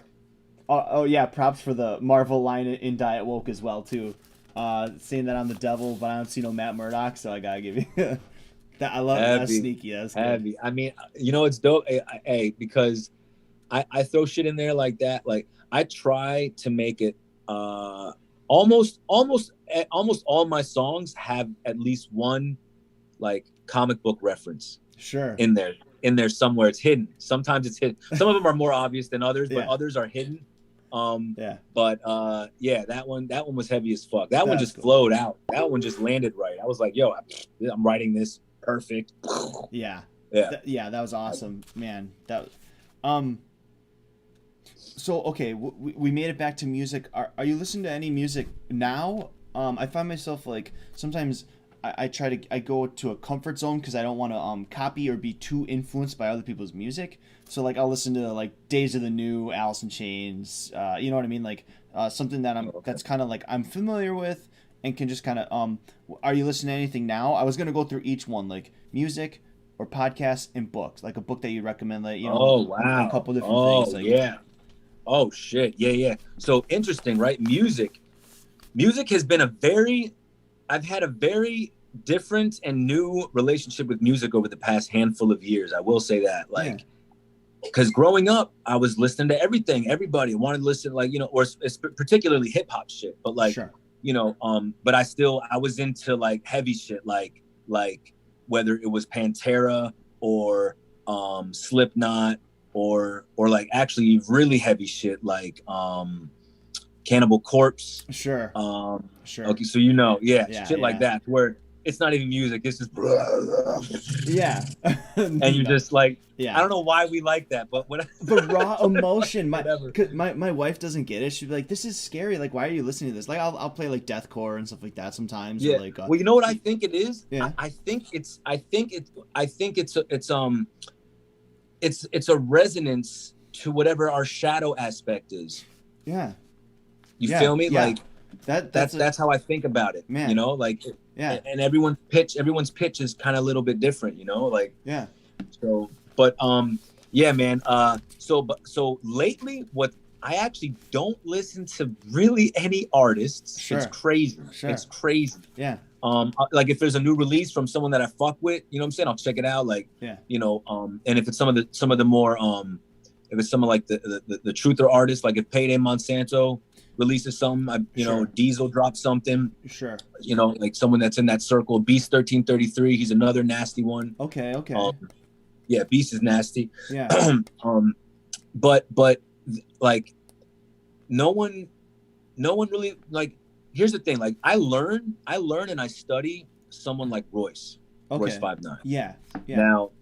Now as far as worldview and as far as political understanding, I am very far from how he understands and perceives this world. Okay. Okay. He's a little bit caught in the wave of the propaganda machine right now. It is what it is. Yeah. That's not my concern. But I will say this: as an MC, as a lyricist, as a rhymer, as a flow delivery, like, bro, I put Royce at the top. Sure. Above. Easily, I put him at the top as far as peak level elite MC lyricism. Okay. Straight up. See, I do need to go through more of his catalog. I did a Music Matters on Tricked. I thought that was so. I thought it was so cool that someone would, bring up different things, and like some people were kind of bringing up the anti-vax or the comments, about the vaccine, informed vax. I try to think of it more like that. Like you said, we talk about labels, right? It's just. Does it have to be wrong to ask questions? Does it have to be a meme? Does it have to be a joke? Does it have to be front page of Reddit and funny and trending? It's like, okay, you can't ask questions anyway. But sorry. So that is my little bit of thing. I do need to go through his catalog though. Royce Define. I think out of respect, like too, Royce. Yeah, Royce bodies shit. Like, yeah, I mean, like what his most serious album was Death Is Certain. Okay. And it was a very, very serious tone from beginning to end. That album really penetrated me, like really heavy. Like I was like, yo, like, and then since then, like his caliber of lyricism is one of the main people that I've studied under. Like he's like, sure, he doesn't know that he's my mentor. You know what I'm saying? Like, yeah. And you know who else I learned from? You'd be surprised. I learned a lot from Swifty McVeigh. Okay, Swifty McVeigh. I've learned a lot from Swifty McVeigh and Obi Trice. A lot, bro. These Detroit boys. Sure. I learned Obi Trice. Okay. Obi Trice and Big Pun are my main. Those right there, and of course Eminem. I'm not even gonna name him because he's just like whatever. He's automatic. We all got influenced by Eminem at one level. For sure. I totally. But I mean, but like Big Pun, bro. Big Pun. I just want to say this. Like his rhyming was so ridiculous at that time. Like there's a track he's got. It's called. I think it's called The Heist. Okay. I think it's called The Heist. Okay. It's called The Heist, and in there he says some shit. He goes he's talking about breaking in, and he's talking about how the security system is gonna catch him. So he goes their security system is linear laser protection. No sweat. I brought the miniature mirrors to reflect them. Like, bro. Oh man. Linear lasers, mirrors to reflect. Like, bro, like it's just like, and he's saying it all Spanish, Latin, like linear. So like, I typed that in the chat too. So like, as I go through this, for people hopping in too, that they can check that out. Like I typed in Biosludged, so I don't mean to be rude, like while you're talking and then that's like I want it in there for everyone, right? Like, hey, these are key things to like mark out. Like, I'll have to check that one out too. Thank you. No, Matt, I salute that. That we need more of that, bro. For real. Thanks, real man. Talk. That's spreading shit like that and keeping things more like user friendly and helpful for people to find things and like, bro, that's how the network needs to be, bro. We need to be consciously helpful without waiting for someone to ask us for help. You know what I'm saying? Like, yo, hey, I did like, like, yeah. That is so true. I promoted people's shit and just not even ask them permission. Like, whether I'm a jerk or not, I don't care. I'm helping you, so fuck you. Right, for sure. It's like, hey, too bad. Now what? Too bad you got helped. Yeah. Suck it. Wait, what? No, I think that's so cool, and that's kind of one thing. Like, I'm just so passionate about music, and a lot of the collaborations I had kind of just fell in my lap. But one that because sometimes it's like, oh, I don't want to be a bother, I don't want to this, like I got to collaborate with ODD TV, like that was the coolest thing. Like I mean, I have screen cap, and you got with Dubé. Yeah, that was so cool. Like, all right, and it's like, all right, bro, that's like it. You can retire now. You're done. You did it. Hey, you're on my list, man. You're on my list. I'll keep it. If you're because you released Diet Woke. That was in July, wasn't it? That was on June 30th, my birthday. Oh, okay. June. Okay, that's right. June 30th. Okay. Yeah. Good stuff. So June. So I mean, that's because I released it. I released it and disappeared. That was my kind of like my, no one really knew that, but like, that was like my last thing I had to say was diet woke. Yeah. Because I wasn't liking what was being displayed by all of us. You know what I'm saying? Including myself. I'm never separate from the shit. I'm in it with everyone. You know what I'm saying? So, yes. But that's how I did that, because I just, you know, sometimes I'll let the music, you know, speak for me instead, you know? Yeah. No, I think that's so poetic, but I resonate with that so much because I have that with a lot of my music. I might be saying something, I might be painting with a broad brush or saying we or they or them. It's like a lot of times I'm talking to myself, like, you know, I got this monster sitting right here. It's like, I know I could be better. I got a song, Poison Control with Optimistic. I'm talking about Red 40 and carcinoid or different things like that. You know, it's like, you know, who was, oh man, I quoted him too. He was talking, he was really big on harping on the FDA and oh man, Dr. Steve, I'll think of it, but it was, you know, but yeah, I'm trying to live and I'm trying to be better. This, for me, I look at the music, it's like I have this information, I'm trying to get it to you, something you might not be aware of. And then like we've said in the past too, it's like, you know, now that you have the information, what choices will you make? You know, like I definitely find myself looking for, you know, Red 40 on stuff. I'm like, well, you know, is it worth it? That's where it starts, homie. That's where it starts. Hey, you want to get some look up oh my god, I'm forgetting her name too. Yo, what is with me tonight? Well, her more known name is Food Babe. Okay, Food Babe. All right. Look up Food Babe. Yeah. Okay. Man, I should know her fucking name. I'm totally drawing a blank right now. Yeah. This is gonna kill me. She's gonna have Red 40, Yellow Lake, Blue Lake 40, Yellow 5, all those fucking things. Vani Hari? Thank you, Vani Hari. Okay, you're welcome. Yes. You're welcome. Yeah. And it's Dr. Steven Drucker. Like for whatever reason, helping you help me. I'll take it. That's karma or the way the universe works. But it's Dr. Steven Drucker. It was about the FDA and rat. Okay. Good shit. Yeah. No, because that's what it is, bro. Look, don't listen, man. Let me tell you something, man, on some real shit. Like, don't beat yourself up or even shame yourself or feel guilty that you're drinking a fucking Monster right now. Don't give a fuck. Okay. You know why? Because guess what? You're already processing the fact, knowing that you want more for yourself. You want better for yourself. You feel me? Yeah. Now, you just don't know what that transition is going to look like. Sure. You looking at the thing, being like, oh, I want to da-da-da-da. Yeah. That's what it looks like. Okay. You feel me? Yeah. So just be like, just know that this is the process, and I don't have to feel like an asshole. I don't got to feel shameful. I don't got to feel, you know what I'm saying? Like, don't do that, because that's more important, homie. Like, the relationship with yourself is more important than whatever the fuck you're drinking. You feel me? Like, just keep that in mind, because, man, if it's difficult for you to stop Monster and you want to, and the action that you're taking is just thinking about it, then that's good enough for you, bro. Okay. You feel me? Yeah. Like, you can't, a man who just got his legs broken, he's not gonna be, he's not gonna jump up. Like, right. Did he leaned up today? All right, that's good enough. You right. Like, baby steps, homie. I promise you. I promise you.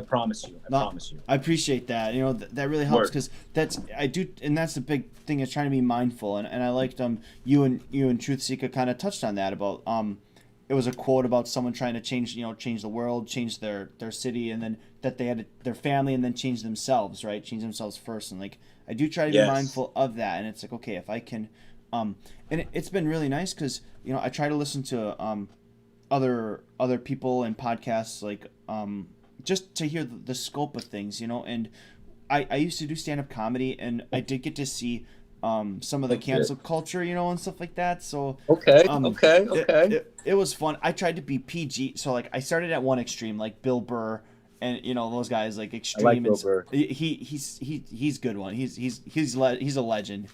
He's savage. Yeah, he is, and that's what's so great, is he can be so brutally honest about stuff, and but I was kind of saying something to my wife, about cancel culture, and like I'm getting kind of sick of it, and because she had made a comment, but at first she was like, kind of like not standoffish, at first, but like she's like, well, what do you mean by that, and was an internal struggle, and I don't want to give all the details, which I'm being so Right, vague, right.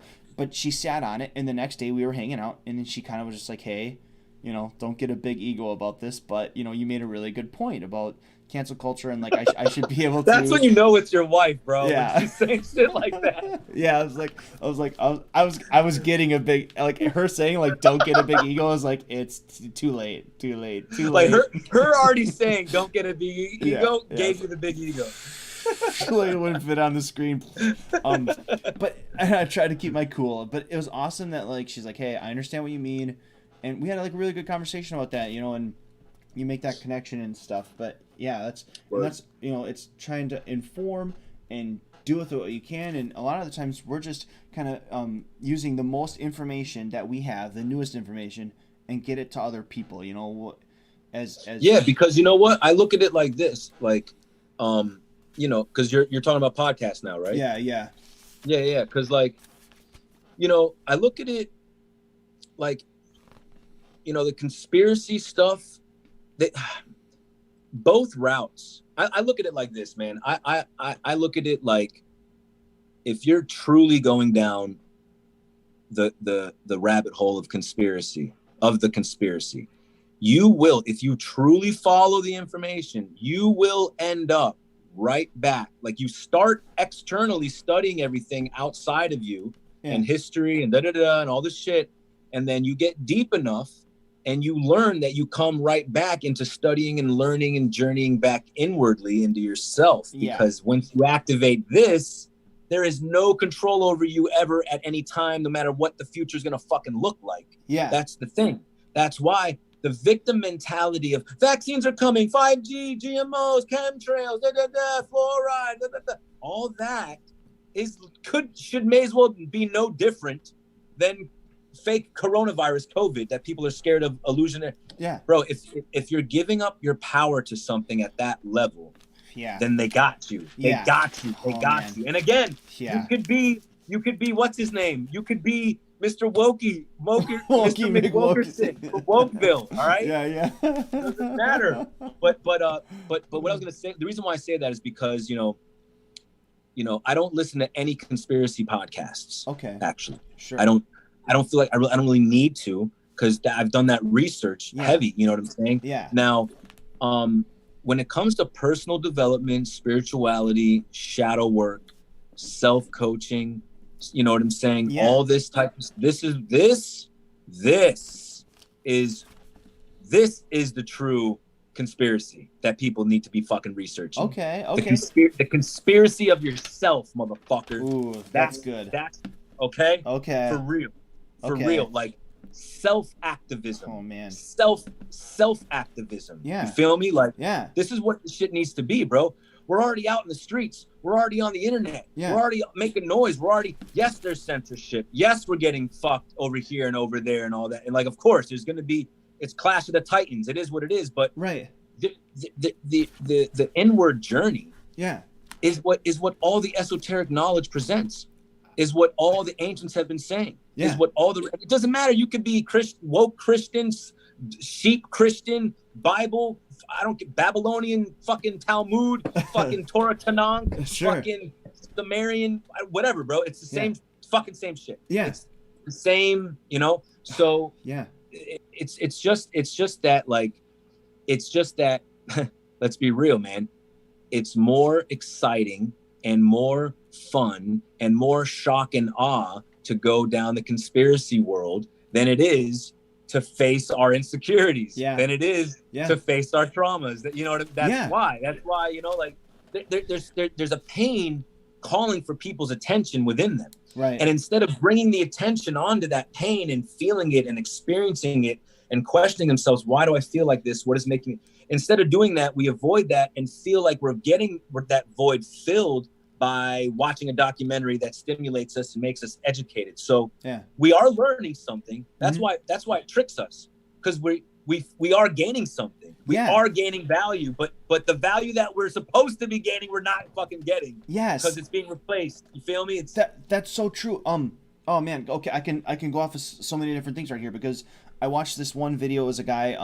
He was talking about he went down the like self-help guru rabbit hole of like wake up 4 a.m, cold showers. He's like, I kept filling that void with like a new video, a new conference, a new this, a new that, but like, Exactly. but I never stopped. And like, to almost touch on what you were saying too about filling that void, is I felt that way after the 9/11 and after watching Zeitgeist and Loose Change. Like when those were like, I was like, I kind of felt defeated. Do you know what I mean? I felt like, what can I do about this?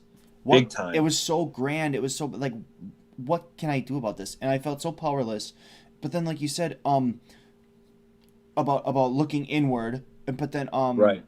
I took a break, and then because like I've always liked ghost, paranormal, Bigfoot, all different kinds of things, crop circles, whatever, like really Right. surface stuff. But then Right. the flat Earth or geocentrism, those different things, that started to make me feel a little bit more empowered. Like, okay, I am special, and it pulled me away from I won't say atheism, but like borderline, but mostly like agnostic of just like okay, just done with it all. I took a break. I started reading Right.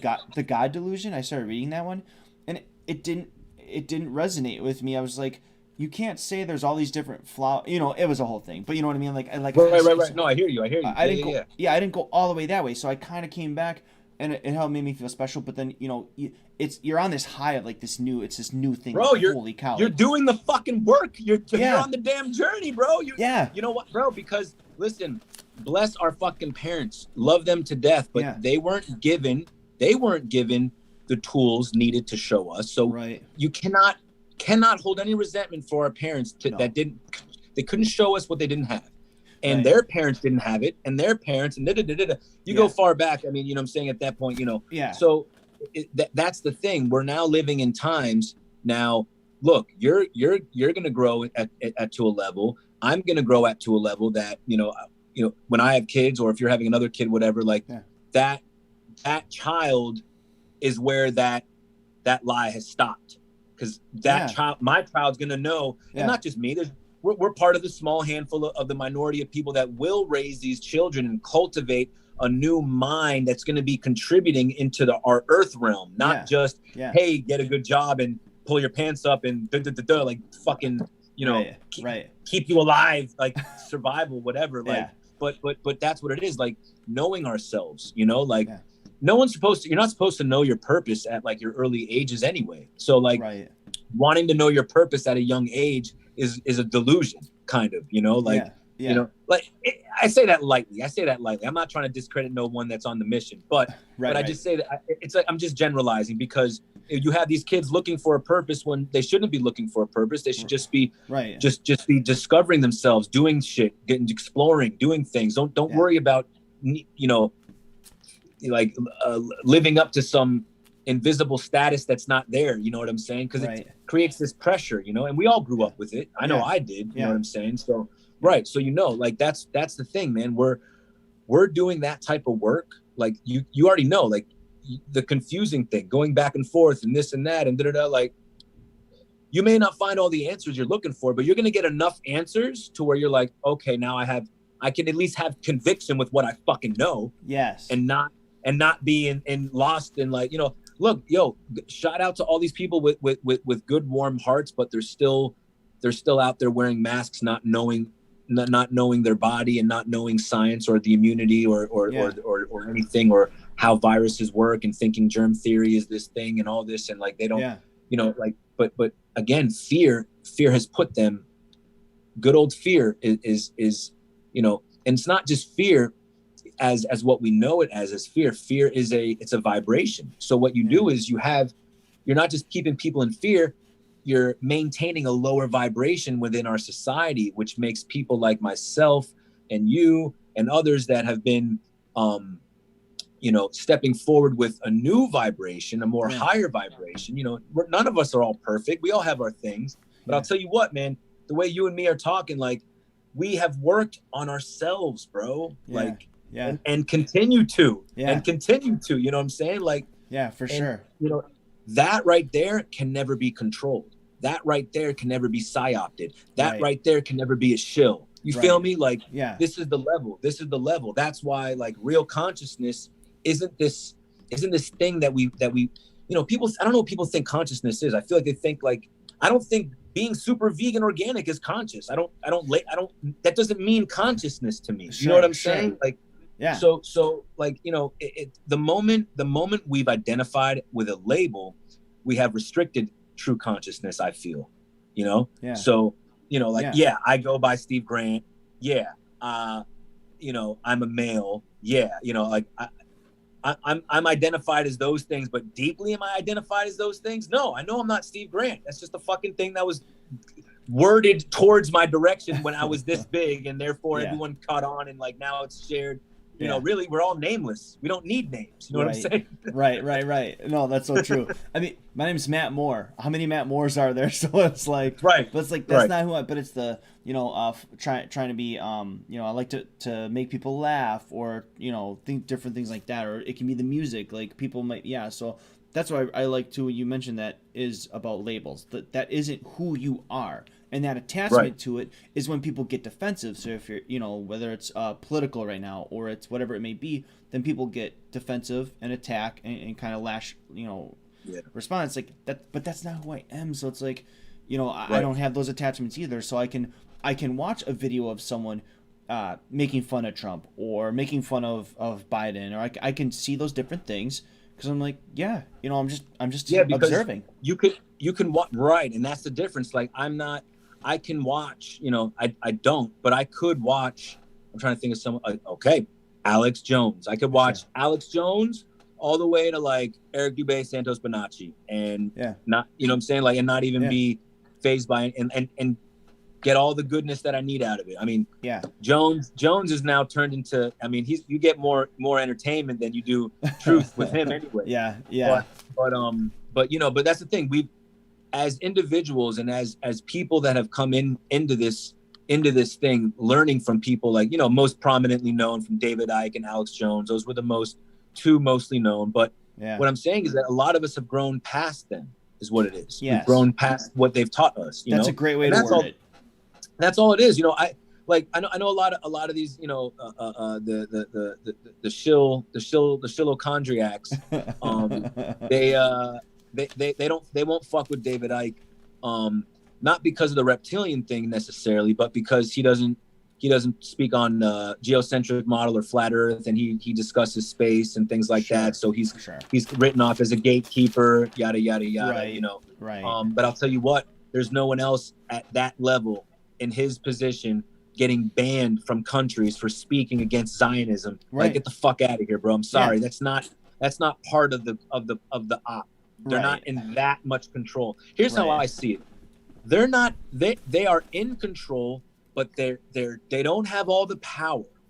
They're trying to get absolute power. Yeah. They are in control, but they don't have full power. And what they're also they are completely hidden though. They're completely hidden, but they're not in full control. That's how I view this. That's how I view this. I love that. Understanding. I love that because that's worded perfectly, because it isn't taking the control away from us, right? So, and I also like your point on whether it's, you know, letting it get to you. You know, Neo just stops all the bullets. You know, he's just like, no. And if you can just be like, you know, like if you just be like, no. And then stuff doesn't bother you, then you aren't arguing with people on Facebook, and then you aren't doing this. You're like, hey, this is my thing. Boom. You know, if you get it, you don't. If not, that's fine. Right. And you know like, what? What's next? That takes practice. And that's my bad, dude. I meant to answer you. My bad. No, about the podcast. I meant to answer about the podcast. Yeah. Let's 1, 2, couple. Like, let's hear it. Yeah. I listened to people like Brendan Burchard. Okay. People like Gabrielle Bernstein. And now guess what? I just named 2 people that come out of the Oprah Winfrey camp. Sure. So this is a great example of what we were just talking about. Okay. I can read those 2 books, and I could listen to those podcasts from those 2 people. Yeah. And also know Boule Society is Boule Oprah Winfrey. Okay. Sure. I know exactly what her position is. I'm not worried about her Brendan Bouchard or Gabrielle Bernstein trying to fucking manipulate me. I'm not worried about that. You feel me? Like that's not gonna, you feel me? Yeah. I'm able to read their books. I'm able to get content from them and get the gems. Guess what, bro? You could listen to fucking, how many flat earth videos have you seen when motherfuckers have taken the words from Hillary Clinton and used it? So motherfuckers are using quotes from everybody and anybody. It doesn't fucking matter at this point. You know what I'm saying? Like, she's talking about the glass ceiling, and to be real with you, I don't even think she's talking about the firmament. Yeah. I think she was totally just using it as a dumb, blatant whatever. And I think the internet took it out of whatever. Big in the feminist movements and stuff like that is that glass ceiling. That is their like lexicon. Glass ceiling, glass ceiling. That's not like, oh, dome and flat. They do not care about the shape of the earth. They care that, the boom, boom, boom. So, and I love that, and that's the thing too. You take it, you hear them like, I'm like, that's not the same as like seeing further than we should. Like that's, you're digging, you're making content. I understand, but like, it's like, I don't want to be like that. I don't want someone to, like, there's a difference when Kyrie Irving is like, oh, flat earth. Or he says something like, oh yeah, this, I feel right. No, that's so great. I wrote those two down. That's really good. Oh, there's more. I'll tell you what. I learned how my emotional shit. Mm-hmm. I learned a lot from Danielle Laporte. Okay. And I learned a lot from Mary O'Malley. Okay. This is like some like deep feminine psyche work. Okay. You know what I'm saying? Okay. No feminist shit. Your feminine cognition, like heavy on trauma healing and knowing yourself and knowing how to speak to your soul and the language and how you communicate with the voice and like all that shit, like big time. And Grant Cardone, who else do I fuck with? I'm trying to think on the podcast. I feel like there's some other heavyweights. Ed Millett. I even listen to some old Tony Robbins shit. Oh, Stuart Wilde. Yo, go to the top of your list and write his name on the top of your list. Okay, Stuart Wilde. Okay, like that. Like Wild or Wyo or? Yeah, Wilde, I believe. Okay. Stuart Wilde. He gets a big asterisk. Big.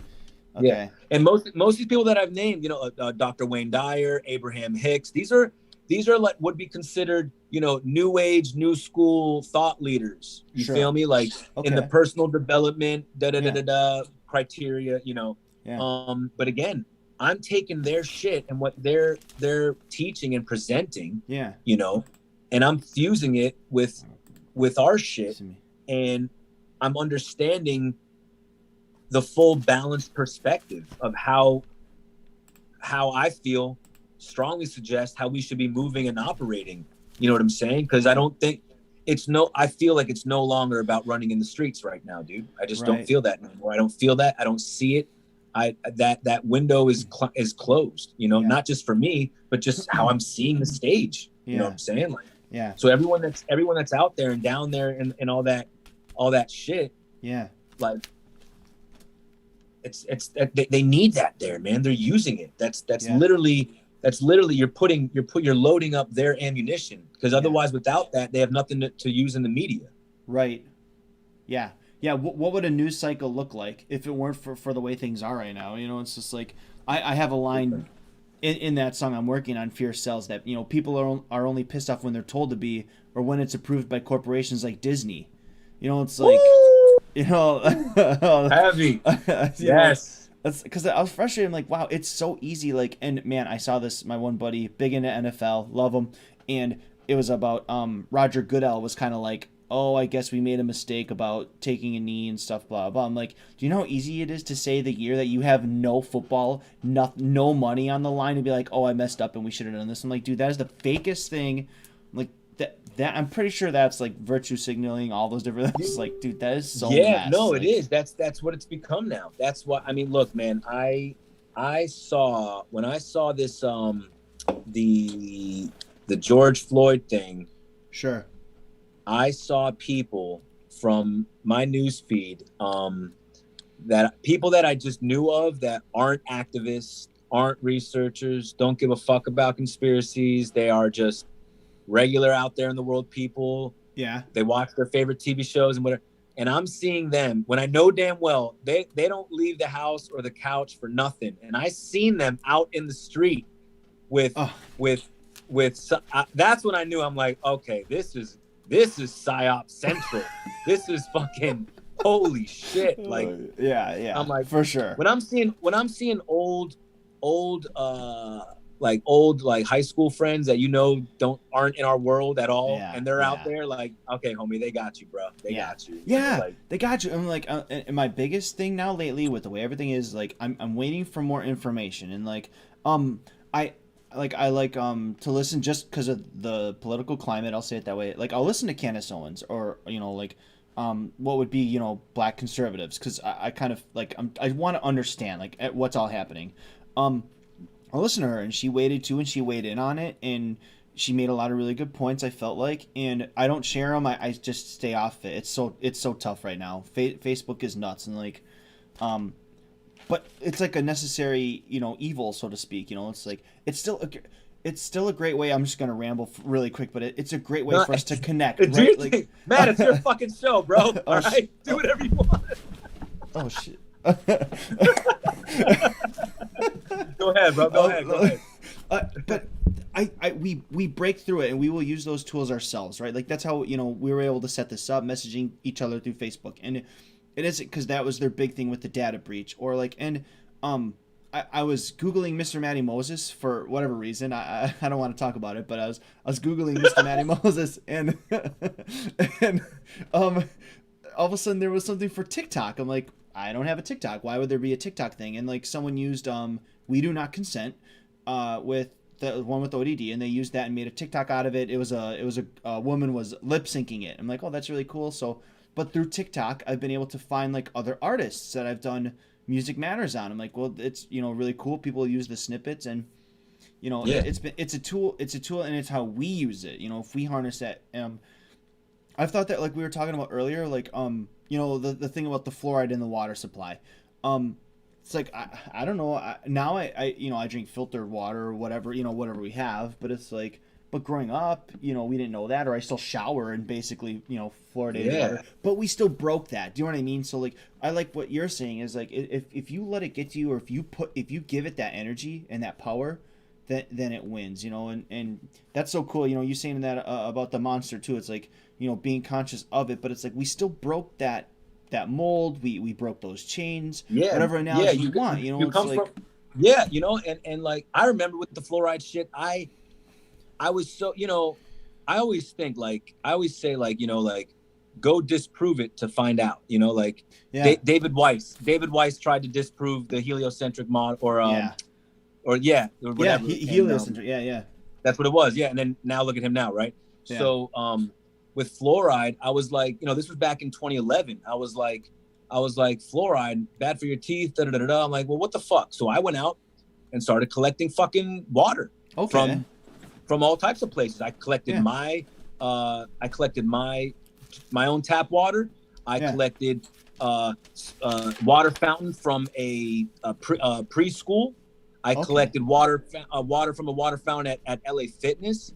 I collected water from the fucking little spray, the little sprinkler on the organic produce section that has a fucking timer on it. That sprays it. I collected good that. Okay, good one. I tested, bro, and found fluoride. I took it to the Florida Enviro Lab. Yeah. When it paid, spent my money. It's cost me up to like up to $480 something, because I was also collecting rainwater and testing it for aluminum, barium, and strontium. Yeah. Okay. Yeah.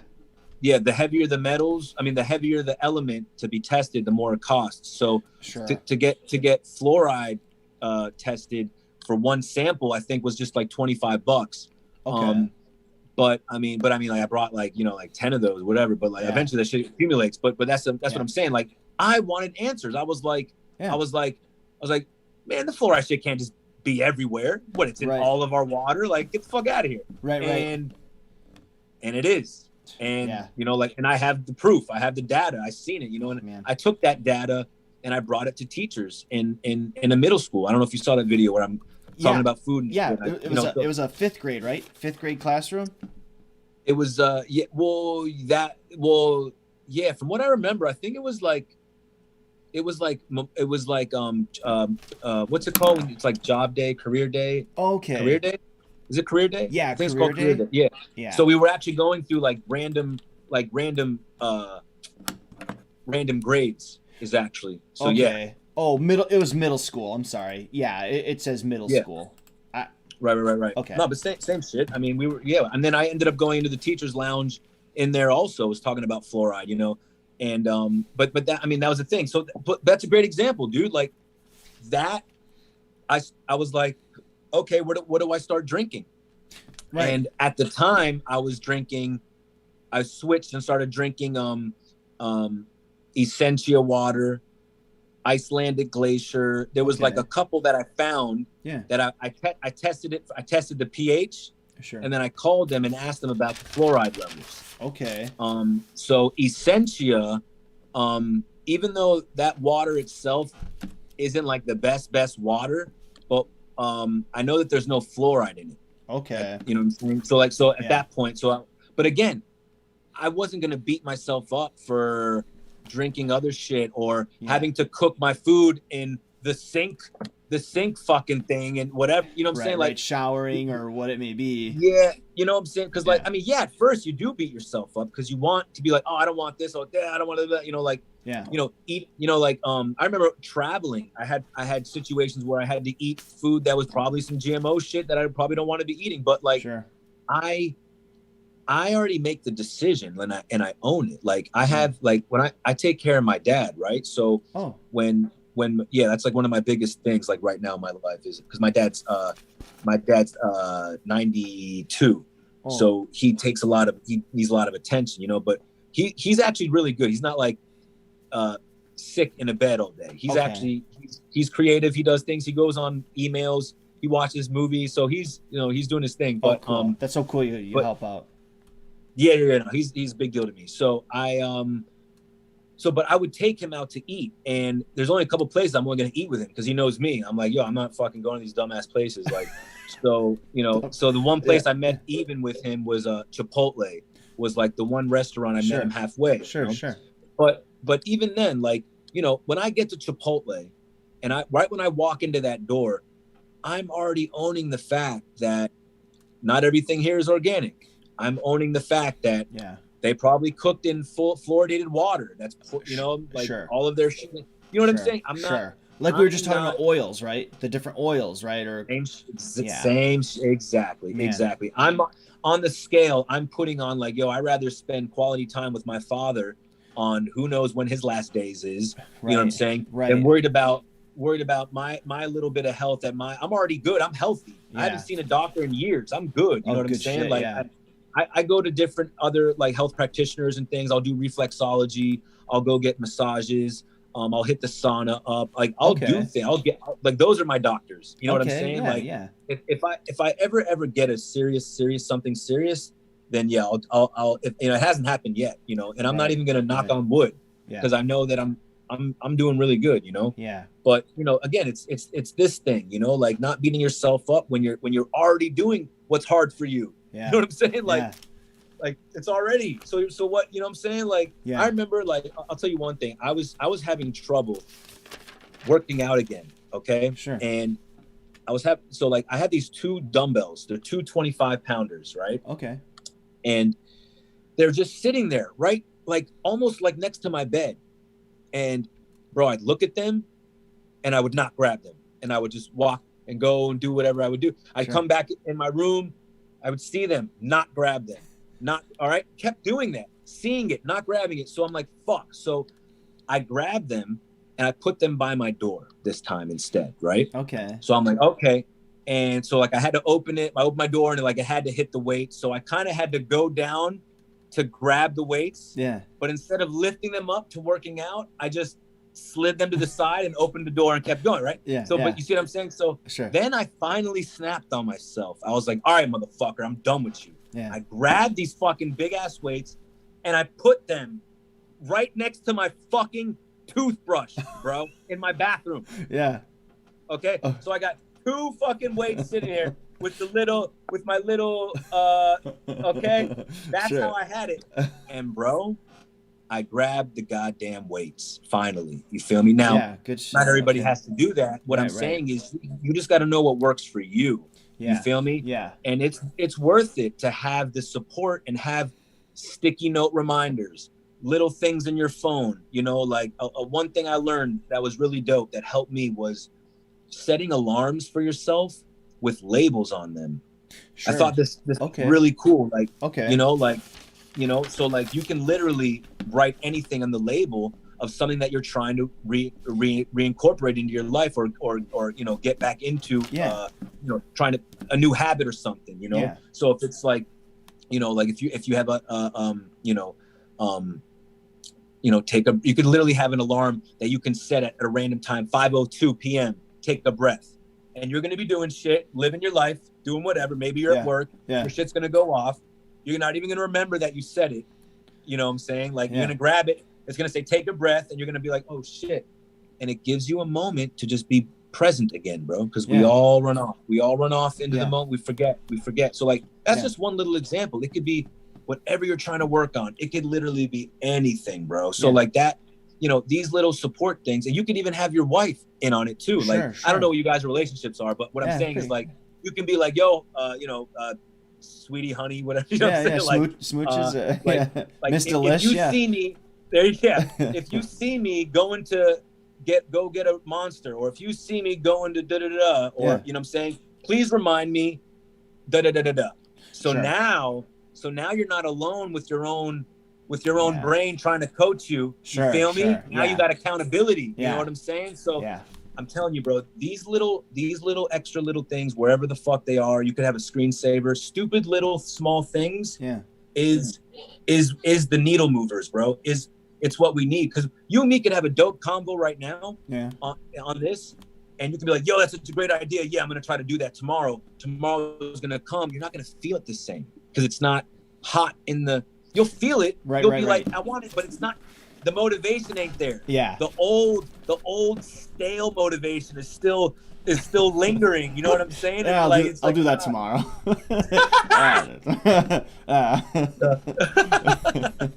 No, that was one of the big things you're talking about, the team leader training, or the leader. I had done something like that too, and they talk about personality types, and I'm what they would call an energizer. They take the word team, like teacher, energizer, amiable, and a master. And I was an energizer, so like I love, the conversation, the brainstorming. Like I could do this, forever. It's so much fun, and like you get these really good ideas. But yeah, I do lack when it comes to follow through, and that's one of my big things. It's like, hey, and I do try to keep in mind, like what you're saying, not harp on myself, but I do keep saying things out loud, and my wife knows this about me too, is that I repeat things a lot, or I keep saying it that I'm going to, or I mean to, or I will do this, so that it's like in my thought, and then at least I'm aware of it and moving towards it, and then it does get done instead of completely ignoring it. But right. No, hey, any self-monitoring is crucial for a human being, bro. You know that most people are not okay with being with themselves alone. You know that, right? Sure. I mean, I didn't know that, but I believe it. Think about it too, man. Like, bro, a lot of people rely on social external stimulus, or they're codependent with, they need, they need a boyfriend, they need a girlfriend, they need a partner, they need, I gotta be with somebody. I can't be not dating somebody. I gotta, right. And it's because they haven't had time to be with them damn selves. Yes. Know who they are, that. It's heavy, man. That's heavy shit. That it is, and it's so true. And that's one thing too. I try to monitor, like I look at it as consume versus create. How much am I consuming, or am I taking the time to create? Whether it's writing ideas or things like that. Songs, music, listening to instrumentals or beats. Things Beautiful. Like that. Like, make sure that I'm creating something or taking that time, and not just. It's so easy to consume. Like I had to stop. I had to stop with mobile games, because it's just like, it's always like, okay, when is the next time I can this and that? It's like, nope. I need to write more lyrics. I need to, you know what I mean? So right. No, that's real right there, bro. Because I mean, look, stopping something, that's one thing, but stopping and then replacing it with something that's nurturing, now you're doing it. And that's real. And they say that with like maybe not addiction, but breaking bad habits, right? Is you can't just stop. It's you have to replace it with something. Is how you get rid of it. So I'm trying to be, better about that. And that was one of those things where it may sound silly, but that was when I reached out to you about an interview, because it's like, okay, do I just keep thinking like, well, no, wait and put it off, or there'll be a different time? It's like, no, and then and look at how Sunday went with, I couldn't believe, my modem, it was just shot. I was like, so this is so cool. Yeah. This And like I told way. you, bro, like I know how these things go. So it's all good. And, Yeah. and my availability is pretty cool right now. So yeah, it all worked out good, Oh. but I feel you. That's so awesome too, man. And I know we've gone over an hour, as long as almost two, as long as that's okay with you. But Yeah, I'm good. and actually we've actually touched on a lot of my other questions. We were talking about 5G and all those different things, and you at the middle school. That was so cool because I wanted to bring that up. I thought that was neat that you were I have so much respect for like what you live it, you do it. It isn't just, I find myself, I have to do a gut check. It's like, am I just rapping about this because I have the information? I'm saying, okay, this is this about food or this about that. It's like, or is that who I'm gonna be? And that was one more element of me pulling the games off my phone. It's like, what am I gonna do to be the person that I rap about? It's like, Yo, respect. Yo, thanks, man. Hey, let me tell you something. So my buddy, one of my really good friends and partners, Mike, you know him as Adam Warlock. Okay, so I've been meaning to ask you about him too, because a lot of your early collaborations were with him. I'm sorry to interrupt, but okay, Adam Warlock. Yeah, no, it's fine. No, it's cool. No, that's my homie. That dude's on point. That dude is on point. Okay. And he why I brought him up. Oh yeah, because he was doing something. He was trying to eliminate his TV and movie time. You know what I'm saying? Okay, yeah. Similar, right? Yeah. So, but he knew what he had to do. He called up and canceled his fucking cable. Damn. It wasn't, let me turn the TV off, or Sure. I'll just watch this today, and You see, we make it. We're not challenged. We're still making it comfortable for us. You feel me? Yeah. So that's such a great point. You know what I'm saying? You gotta be the watcher of your own shit. He's using the same brain as you, so he knows what tricks to use on you. Yeah. So, but the fact that Mike knew what it took. He's like, I'm just have to cancel my fucking cable. Yeah. So I'm not tempted. I'm not nothing. I don't even think like, oh, maybe I can't. All that gets removed and done. Yeah. So like, me, I put the fucking dumbbells next to the fucking toothbrush. Like, like I said, not everybody has to do it like this, and not everything needs to be so big and intense. But yes, some things, yes, you got to make that power move and be like, you know what? I'm throwing this away. You know what? Yeah. I forgive this person. I got love for them, but they're never coming around me again. Sure. Whatever it is, however you purge or detox or cleanse it or redo it, it's your own style, your own version, and you don't have to feel bad about it. You should feel good. You know what I'm saying? Yeah. And that's the work, homie. That's going to be harder than figuring out, who controls the Vatican, or figuring out what's beyond the ice wall, or figuring out what did Admiral Byrd see? Like, you know what I'm saying? Yeah. Like, I think that's so great. And it's something not physical, but tangible, or it's, something like you can build on, work with. Yeah, because you could just keep guessing and going on, and well, what did they mean by this? And they must have meant that. It's like, yeah, but when the next day comes, it's like you still have your own personal stuff to deal with, waking up and so on. That is so cool. I love that you do that. And what is with the Holisitc Health Coach, or where do you see yourself? I'll tie a couple of these together. Like, okay, what's next for you? What's next for Steve Grant? Like, where do you see yourself? Gotcha. What's and for people to find you and connect with you too, because it'd just be great for everyone to be able to have these interactions with you.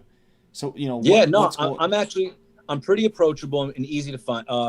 The main if you're brand new to me, just jump on YouTube and type in Steve Grant, and by all means just run through my shit, my catalog, and you're either going to be fucking with it heavy or it ain't for you, and that's all good also. But you're and chances are, if you're already watching this show, then you're going to be fucking with that music. Sure. Yeah, Facebook. I'm on Facebook still, and I'm on Instagram as real Steve Grant. Okay. On Instagram. Okay. You can message me there. Facebook, my messages are loaded, but whatever. But I'm pretty easily findable. Yeah. So YouTube, Facebook, and Instagram are the main Zionist platforms that I use now. Sure. However. Okay. However. I'm ready. I'll write it down. The project that I'm working on now, I'm in collaboration with a few people. I'm with Mike, Adam Warlock. Sure.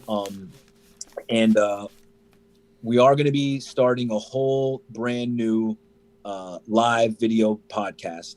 Okay. We are going to be starting a whole new website that is going to be the new home base for me, all my content, all of my new content, and music, podcast, videos. It's going to be a conspiracy truth hub where I'm going to be promoting selected high quality movies and videos and researchers and activists and teachers and musicians that will be only on this internet portal. So basically it's a one-stop shop for the dosage of some heavy truth and some heavy conspiracy. Okay. Because, you always like, yo, watch this video and that video and this video and watch this guy and watch this lecture and watch it. So instead you can just send them to one space. Now, there are a couple conspiracy websites kind of out there already. But this one is going to be different as far as like, I'm going to be a hub. I want to have the network. Sure. So like, Mark Passio will have a section of his work and shit that you can go into. You feel me? Okay. Dubé will have something. Okay. Santos Bonacci will have some. Nice. Jordan Maxwell. Nice. Sure. Ken Wheeler. This guy. That guy. Blah blah blah blah blah. Whatever. Okay. Like, you feel me? So like it's all there. So it'll say something like geocentrism and or syncretism and whatever have their names. And journalists. Boom. Okay. Justin Harvey, Derek Rose, but these people, but you feel me? Yeah. So I'll have this, and all that will be there. And on the main website, once you go there, there's going to be 24/7 documentary is going to be playing constantly. Oh, cool. On the screen. Yeah. Okay. So you go there, and you're already in it, and the podcast will be there, and the music list. So it's also going to have research and content and books. So basically, it's going to be, you feel me? It's going to be like a portal for everyone to come there. Yeah. And one of the biggest parts of the project is having some type of forum or some type of, I don't know. See, this is when I need to talk to like a coder person. Sure. The user interface fucking mini Facebook shit on my website. Sure. You feel me? Sure. Like, Okay. So that people can interact there and we can expand on the network and people can post things and put things on there that are probably censored everywhere else. Sure. So now, little Jimmy Joe Schmo, who only has his Instagram, now has a site that he could have, like technically, like for example, like I could have a section where it says, Matt or Mr. Matty Moses or whatever you want, whatever. Sure, okay. Sure. Yeah. Someone goes there, and now it's all of your interviews, it's all of your content. Okay. It's you feel me? Since you don't have a website right now, right? Yeah. Do you see what I'm saying? Like once you get a website, you don't fucking you know what I'm saying? But like that's what I'm talking about. It allows people that don't have the platform. Yeah. Instead of using a censored platform where you can't promote your shit, right? We can do it on our site for you just because we're about the message, we're about the movement. Yeah. You feel me? Like okay. So the aim is to create a new home base. Sure. For this new paradigm that we're going into, where it is shadow work, personal development, spirituality, and conspiracy unfiltered with all the filtered conspiracy truth. Yeah. All the bullshit is, you feel me? Like so. And that's what it is, man. That's what it has to be at this point, because we can no longer rely on these sites. Everyone's being wiped off. It doesn't matter, like Alex Jones to Eric Dubé have been sniped off. Who just got what's his Sayer? What's his name? Is Sayer? Green Med Info. I don't know if you heard of him, but No. Green Med Info Okay. is or was an incredibly informative site on just medicine, Like pharmacopoeia or whatever, health. or like yeah. Well, yeah, like I'm trying to think of I'm just trying to just whatever, like healthy living. Sure. I guess that's just it. Okay. So like natural news, but like on steroids. You know what I'm saying? Okay. Like, natural news is more politically opinionated because of Mike Adams, but there Sure. are some good gems there still, sort of. But But my point is that Green Med Info got wiped off. Oh shit, are you there? Wait. Yeah. Okay. Oh, yeah. good. Okay. Yeah, Green Med Info got wiped off. Oh wow. Okay. And because the COVID nonsense, whatever. But that's what I'm saying. Sure. Where's everyone going? And I was talking to people on Facebook. They're like, what platform do we go on, guys? Where do we go? And then everyone's like, join this one, join that one, join this one. Yeah. Library or BitChute, right? Like there's so many different ones. Yeah, but the problem is you're talking about it's like BitChute is more just for videos, but I get it. Okay. Yeah. I'm talking about like websites, social media, the whole shebang, right?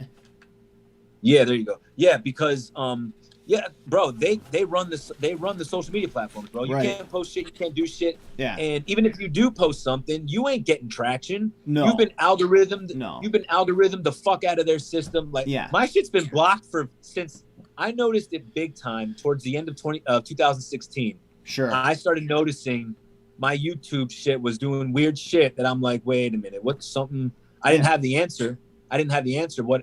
Now I've realized they were already kicking in the censorship thing before it started being announced. You know what I'm saying? Right. And, bro, but that's what I'm saying. All we have left right now is the internet, or whatever's left of the internet that they're allowing us to use. So if I could land my real estate of my little pocket dimension of Steve Grant and Adam Warlock on the internet, then so be it, because I can't do that on YouTube, and I can't do that on, you know what I'm saying? 'Cause, I mean, to fully release music, you know what I'm saying, or to release any video content, and you have to filter the J word, the Z word. You can't say Talmud, you can't say Jew, you can't say Khazarian, you can't say Zionist, you can't say or you can, but it has to be in a in positive light. Then it's okay.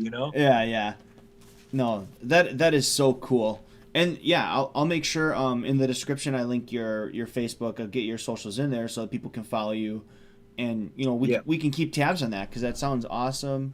And it's great that you're not only just thinking critically and free thinking, but solutions. You're offering a solution by saying like, hey, here's a centralized place, and you're opening it up for for other people, or promoting other people's work. It isn't it's just like, hey, this is where my stuff is, I'm wearing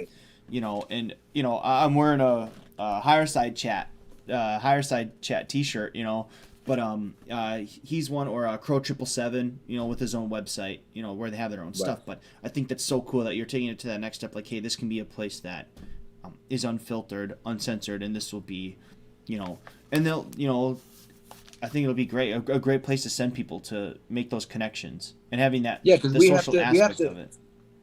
Yeah, man, we deserve to just, like, it shouldn't just be, share a video. Like, we need to interact. We need to connect with each other. We need to talk. We need to network. We need to, who's going into this future? It's us. It's not our older, it's not the older people. The young kids are relying on us. You know what I'm saying? Like, they have no control over nothing. They can't say nothing. They can't do shit.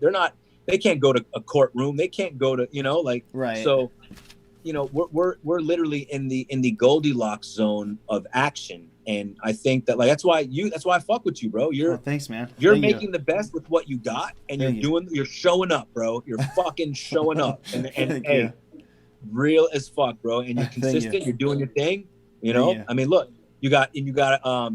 you already got 2 out of your 3. You got ODD on your trip. You got Eric Dubay. Yeah, man. I plan on, I spoke to Eric not too long ago. I send him, I was sending him, I was sending him like a weekly, I was giving him a private weekly podcast. Because I was sending him voice messages because his internet was fucked up. I couldn't do a video chat with him. Sure. But we were talking back and forth through, I would send him a voice message. He would hit me back on email, whatever. But yeah. No, but I would definitely would like to do not just a song with Eric, but like a type of like a project. You feel me? Okay, sure. Like a project, Yeah. and also ODD also, I would like to fuck around with him too and get on some music shit. Like, yeah, it's about, we have to, like, we got to connect with each other and like, we have to be, we can't all just be like solidarity, unity, one family, and not be it. Right. Yeah. Like solidarity. Yeah, bro, Black Lives Matter. Oh man, I thought you were solidarity, bro. You can't rep Black Lives Matter, bro. Fuck that. Wait a minute, bro. I'm just saying, no, man, fuck that. Blah, blah, blah. And, right. Bro, you feel me? Like, yeah. I've thought that too, where it's like, why does it have to be, why is All Lives Matter in opposition to Black Lives Matter? Why can't you be like, oh, Black Lives Matter, All Lives Matter. Okay, let's hold hands and march forward. Like, let's change some laws that might be too harsh on non-violent crimes. You know what I mean? Like, why can't we like march like that? Why does it have to be like they still found a way for infighting, whether it was masks or no masks. Black Lives Matter. Because all the slogan, the slogan itself, I forgot the term for it, but the slogan itself is a term. It's the slogan is meant to be combative and Sure. unchallenged. Sure. There's a term for it. I can't. It's designed like that. And George Orwell, or no. Yeah, George Orwell. He in 1984 he played on the rule of 3. So I don't know if you're already familiar with this, but the psychology of the rule of 3 with what they use 3 words. Okay. Yes, we can, Oh, Black sure. Lives Matter. Sure. Do your best. Yeah. Yeah. And that's on purpose because we operate in repetitions of 3s. Yeah. And groups of 3s. Yeah. So that was even in comedy. Understand. That's like even through comedy is like that. Yeah, You say 2 things like, oh, every day I gotta wake up, I gotta have a bowl of cereal, orange juice, and gay porn. Like, no matter what your third thing is funny. It's like, it's like that was a terrible example. Oh my gosh. I was like, wait, what kind of channel is this? But whatever the third thing is funny because people, but yeah, you keep going. No, but the brain runs on the 3 like that. Mm-hmm. So that's why in the rule of 3, Black Lives Matter. It's that, that again, it's another, in 1984, he played on that same concept. It's, he goes, strength is ignorance. And, I think I said that backwards. I think he says ignorance is strength. Okay. And, there's like 3 main ones. There's 3 super big main ones from that movie. Again, I'm drawing a blank. I'm just like forgetting everything tonight right now. But anyway, but the point is that it wasn't just a creative, enthusiastic slogan that was made in a activist circle.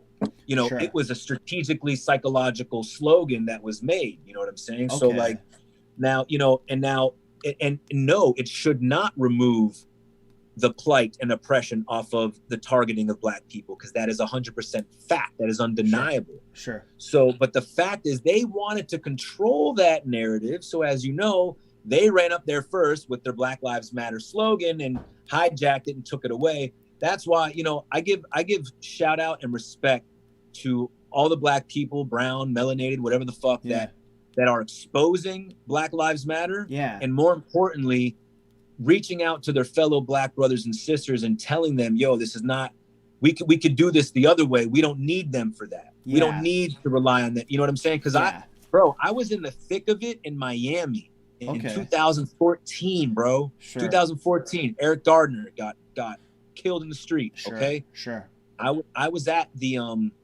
it was Gardner and Mike Brown at the time that was popping off, you know. Mm-hmm. And I went to the first Black Lives Matter protest in Miami. Okay, like that shit was popping. We're talking about Miami. You know what I'm saying? Like it was heavy. So and I was in that big time. And I'll tell you what, man, there are people, I've seen a couple of them. There are people that used to be leaders of Black Lives Matter organizations from 2014 who are now telling these new leaders, these new people of these current Black Lives Matter groups, the old leaders are saying, yo, don't fuck with that organization. Okay. They're, you know what I'm saying? Like, because here's the thing. You and me could tell them it ain't enough. Why? Because unfortunately, as dumb as it is, I'm not Black. So right. You know what I'm saying? Yeah. But you know what? In my circle and in my history, there are many people that are Black that do respect where I come from. Yeah. So I do have my share of influence, a small, tiny share of influence on the Black culture at that level. Because I will bring up the Boule Society. Yeah. I will bring up the fact, you know, I'll speak on both. I'll be like, yo, motherfuckers are being targeted. Yeah. But at the same time, this is what they're doing. You know what I'm saying? So unfortunately, it's a responsibility that has come into my lap, is helping people that are just starting to wake up, or they're just on the path, or they're just and before they go down the path of manipulation, I'm going to get there and be like, look, I at least need to show you XYZ. Yeah. You know, if I know that you've at least looked at this and then you make your decision, then okay, then after that, it's all you. But I know I have to at least show you this. You know what I'm saying? Yeah. Like, I think that's so great too, because it can be tough. And like, I think what I've done isn't helpful, because I've basically just stopped. Like, it's like, okay, well, I see what people are posting and, you know, on Facebook, and instead of even posting it individually and maybe not reacting to a post, meaning like, okay, this is interesting, or this is like information I'm coming across, and you know, take it as you will. I've kind of just taken a step back and just observed. You know, my wife is really active when it comes to, you know, Black Lives Matter, things like that. You know, she's on her journey, so I've kind of just let that. That's it. You know, she's on her journey, dude. She don't. Yeah. It may not be from a conversation between me and you. It may not. Yeah. It may not. You know. Right. But that'll be something that she will just arrive to that conclusion herself. You know, and it is what it is, man. Like people that want to know, they want to know. Yeah. It's not our job. Here's what I feel. Okay. This is just my opinion. It's not our job to wake people up that are asleep. Sure. Hear me out. Okay. Hear me out. Okay. It's our job to assist those that have already woken up and want to wake up more. Yeah. That's what it is. Yeah, absolutely. And the moment an individual realizes, you know, stop banging your head against certain walls, and start going to or instead of banging your head on a door that's not going to open, start going to the doors that are already unlocked. Yeah. Individuals that have their door unlocked, that are waiting to fucking hear from you. Right. You know what I'm saying? And that's because now none of your energy is wasted. None of it. No, that's an awesome way to put it. Great, you know, and I agree with that 100%.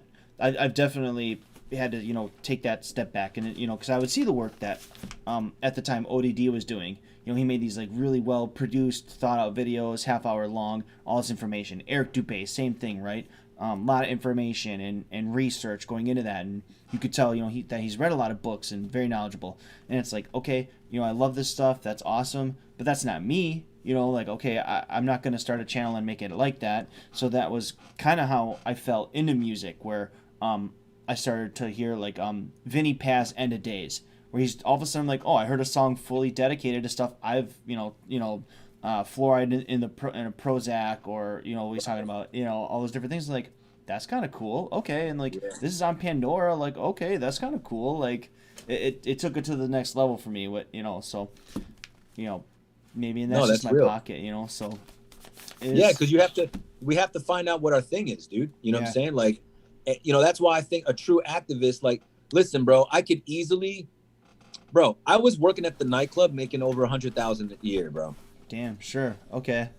Wow. Like I can get off the phone right now and go get hired as like a top manager somewhere at some big ass place and make a bunch of money. You feel me? Like, yeah, sure. But I'd be compromising my entire truth of what I am and who I am. You see what I'm saying? So like, now I'm on this new path of staying into my truth and finding a way to make it happen the way I want to make it happen. You know what I'm saying? And there's no book on that. There's no course on that. You feel me? Like, no. So we're all kind of, and that's why I think the podcast thing and the website is really going to be a huge, catapult for me, because like, bro, just like you were saying, when you pulled back and you're like, all right, not everything needs a fucking reaction. And you're right, bro, it doesn't. You know what I'm saying? Like, I'll be real with you. 99% of everything that's coming out of from the mainstream media, like it deserves zero attention. Yeah. Absolutely. Zero acknowledgement. Like, you know, so I totally forgot where I was going with this. About kind of making your own way or using the website as a catapult. You know, so the podcast, thank you. So the podcast is going to be the me, the closest I will ever be to finding that out and making it flow and work. Yeah. Because I've been doing a lot of, over the years, man, I've been trial and error, you know, fail, keep going. What's next? All right, this didn't work. This didn't work. You know, I put my money in something. It doesn't work. I'll use someone else's money and it fails. It doesn't work. You know what I'm saying? But they had enough,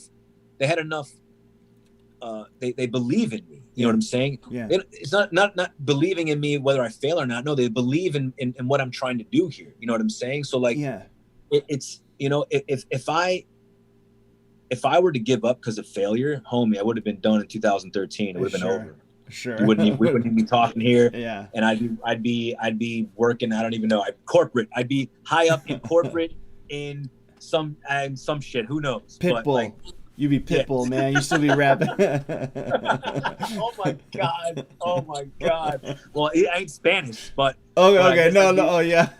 I should have made that complete. I was just picturing. You know, I met him before, actually. He's actually really cool people. Yeah, he's a really cool dude. Okay. Yeah, I haven't heard anything bad about him, you know, with you know, that's cool. Good shit. Yeah. No, that's so cool. And one thing too, like, okay, you're talking about a website and all these different things. I think one stigma is that kind of can stop what we're trying to do is people, as soon as you're like, okay, I have you know, if money is brought up, people pump the brakes, are like, whoa, what are you trying to sell me? It's like, I'm not, you know, it's right. You know, we're trying to feel a passion. This is about support. This is, you know, we're talking small increments.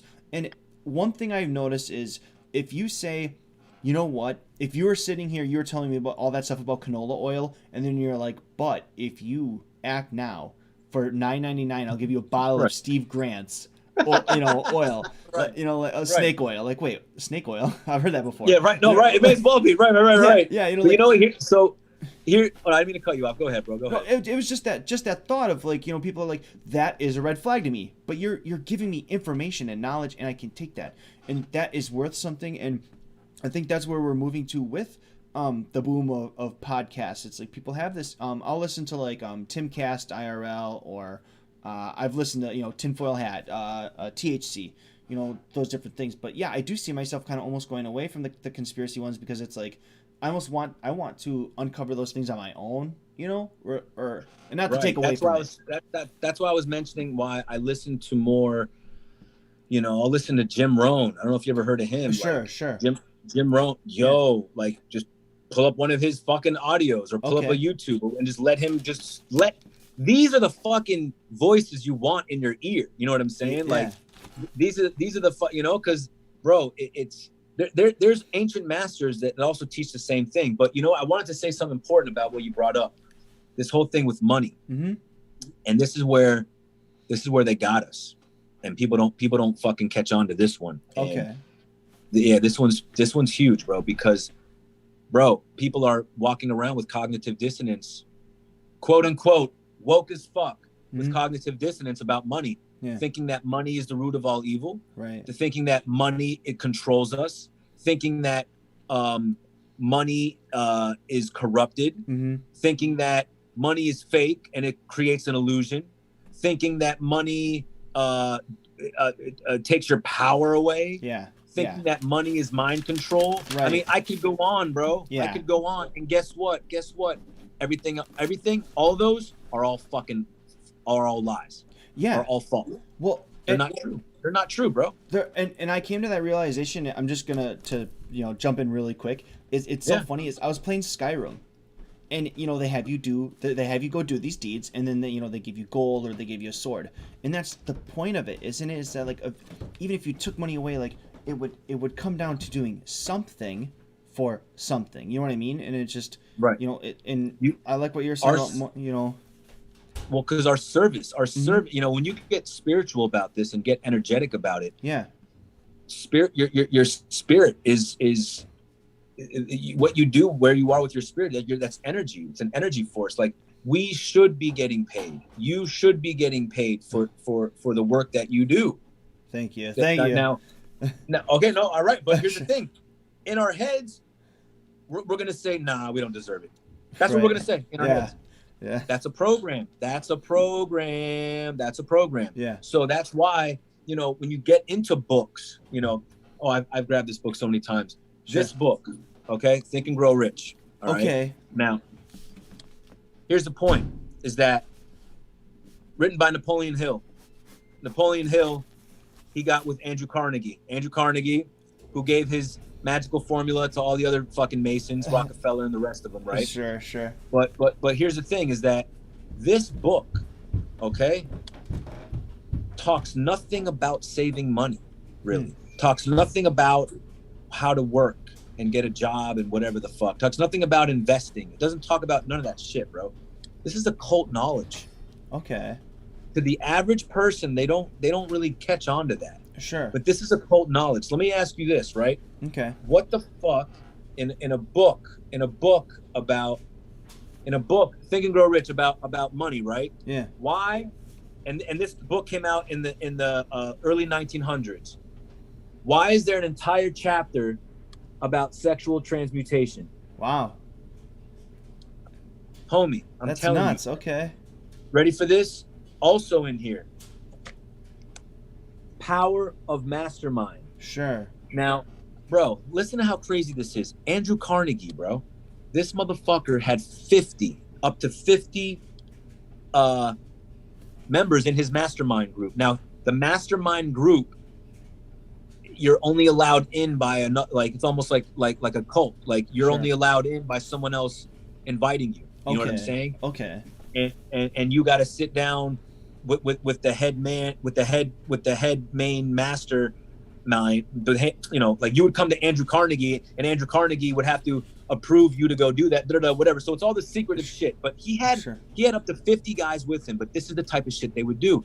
They would all sit in a circle, bro. Sure. And not only would they go over their ideas, their projects, and their business ventures, and how to maximize them bigger, to stretch them, to expand them, to think in ways that they never have. Not only did they do that, but they were doing the same thing that dark Luciferians, Satanists were doing and still do. They would sit in a circle, bro, and they would all think and focus on the same thing. Okay. Each separate for each different member. I don't know the exact details though, but I know this much that they would collectively sit together and all willfully think of the same thing. So they're all putting electrical and electromagnetic thought and imprints of energy out into the ether field, right in where they are, right? Okay. What the fuck is a billionaire like Andrew Carnegie surrounded by 50 motherfuckers doing with their eyes closed in a circle? Okay, bro? Sure. It's not about business investments, dude. It's your willpower. And that's why getting right with your mind, the subconscious, talking to yourself differently and changing the way you think literally that's one of the basic principles in the law of attraction, the real law of attraction, not the new agey bullshit, you know? And that's a really good point too. And one thing it was a comment you made with Truth Seeker, where your view on money and a penny saved isn't a penny earned, where a penny saved is a penny, or right. I thought that was great, like that's not, that meant a lot to me too. That's good. I'm glad that hit you, because that when I first heard it, that resonated with me too, man. Because bro, I couldn't believe, bro, learning about wealth and economy and money, like that was a whole. Bro, it's honestly, it's the same as shaking off the heliocentric model. Sure. And that, like these things. Oh shit! Wait, are you still there? Yeah. Oh, I thought I lost you. Okay. That's why, like, these old ways of thinking start to fall away, and you're replacing it with your new understanding. So our same relationship and our understanding about money is the same shit. It's like you need to go back there, and we need to look at it and break all the old myths and the old bullshit stories we have revolving around money, thinking that it controls, thinking that it's evil, thinking that if you have the most money, you're corrupt. Right. Or if you spend money on yourself, you shouldn't, because you shouldn't be spending money on yourself. Why? Because I don't deserve this, because blah, blah, blah, blah, blah, blah, blah, blah, blah, blah. And, that's where the work comes in. That's why anyone that's like, oh man, he's making money off it. Oh man, he's better than that. Oh man, like, what? Like, I would ask that same person, how do you want this person to be giving you free information, free knowledge, free videos, and you want them to struggle working at Burger King? Right. Or That's would you want them to be giving you better content, more information, more stuff, and they're working at a job that they love getting paid at? You wouldn't want to send money to them. You know what I'm saying? Right. And that's the difference between true team building and supporters and the little kids today. There's just little kids, and I say that not with age. I say little kids, like boy psychology. Mentally. Grown, that 45-year-old men with 45-year-old men with childlike tendencies still, that he hasn't grown past it, No, absolutely. And that's kind of why I wanted to bring it up, so it at least plants that seed for people, watching this and then wanting to go over once you get to the next level, where there's a website. It's like, you know what, don't be stopped by any subscription or any, if it's like we got t-shirts. Like, if that's your way to support something you enjoy, which is why I bought this t-shirt. I'm like, okay, I don't subscribe to it monthly, but I'm like, I'm trying to show support that way. It's like, okay, I'll buy a t-shirt. I'm gonna have merch. I'm gonna have merch. I plan on having merch, but so here's my idea. I want to have like almost every merch that I have. If I can get all of them, then that's great. But if not, I want to get at least almost nearly every piece of merch, not just be a piece of merch, but be also like a useful tool. So if I was to do like an open your mind bracelet, maybe have like a compass on there or something. Oh, that's slick. Yeah. You feel me? Or have like, a geocentric compass. Oh, that's something like that. Okay. You feel me? Yeah, I went to click subtle things. I went to click on the website that you originally had for the t-shirts, and it didn't work. I know how it is with websites. Oh yeah, that's gone now. Okay. Yeah, the t-shirts since 2014. I've been selling t-shirts. They've been here and went. Yeah. Comes and goes.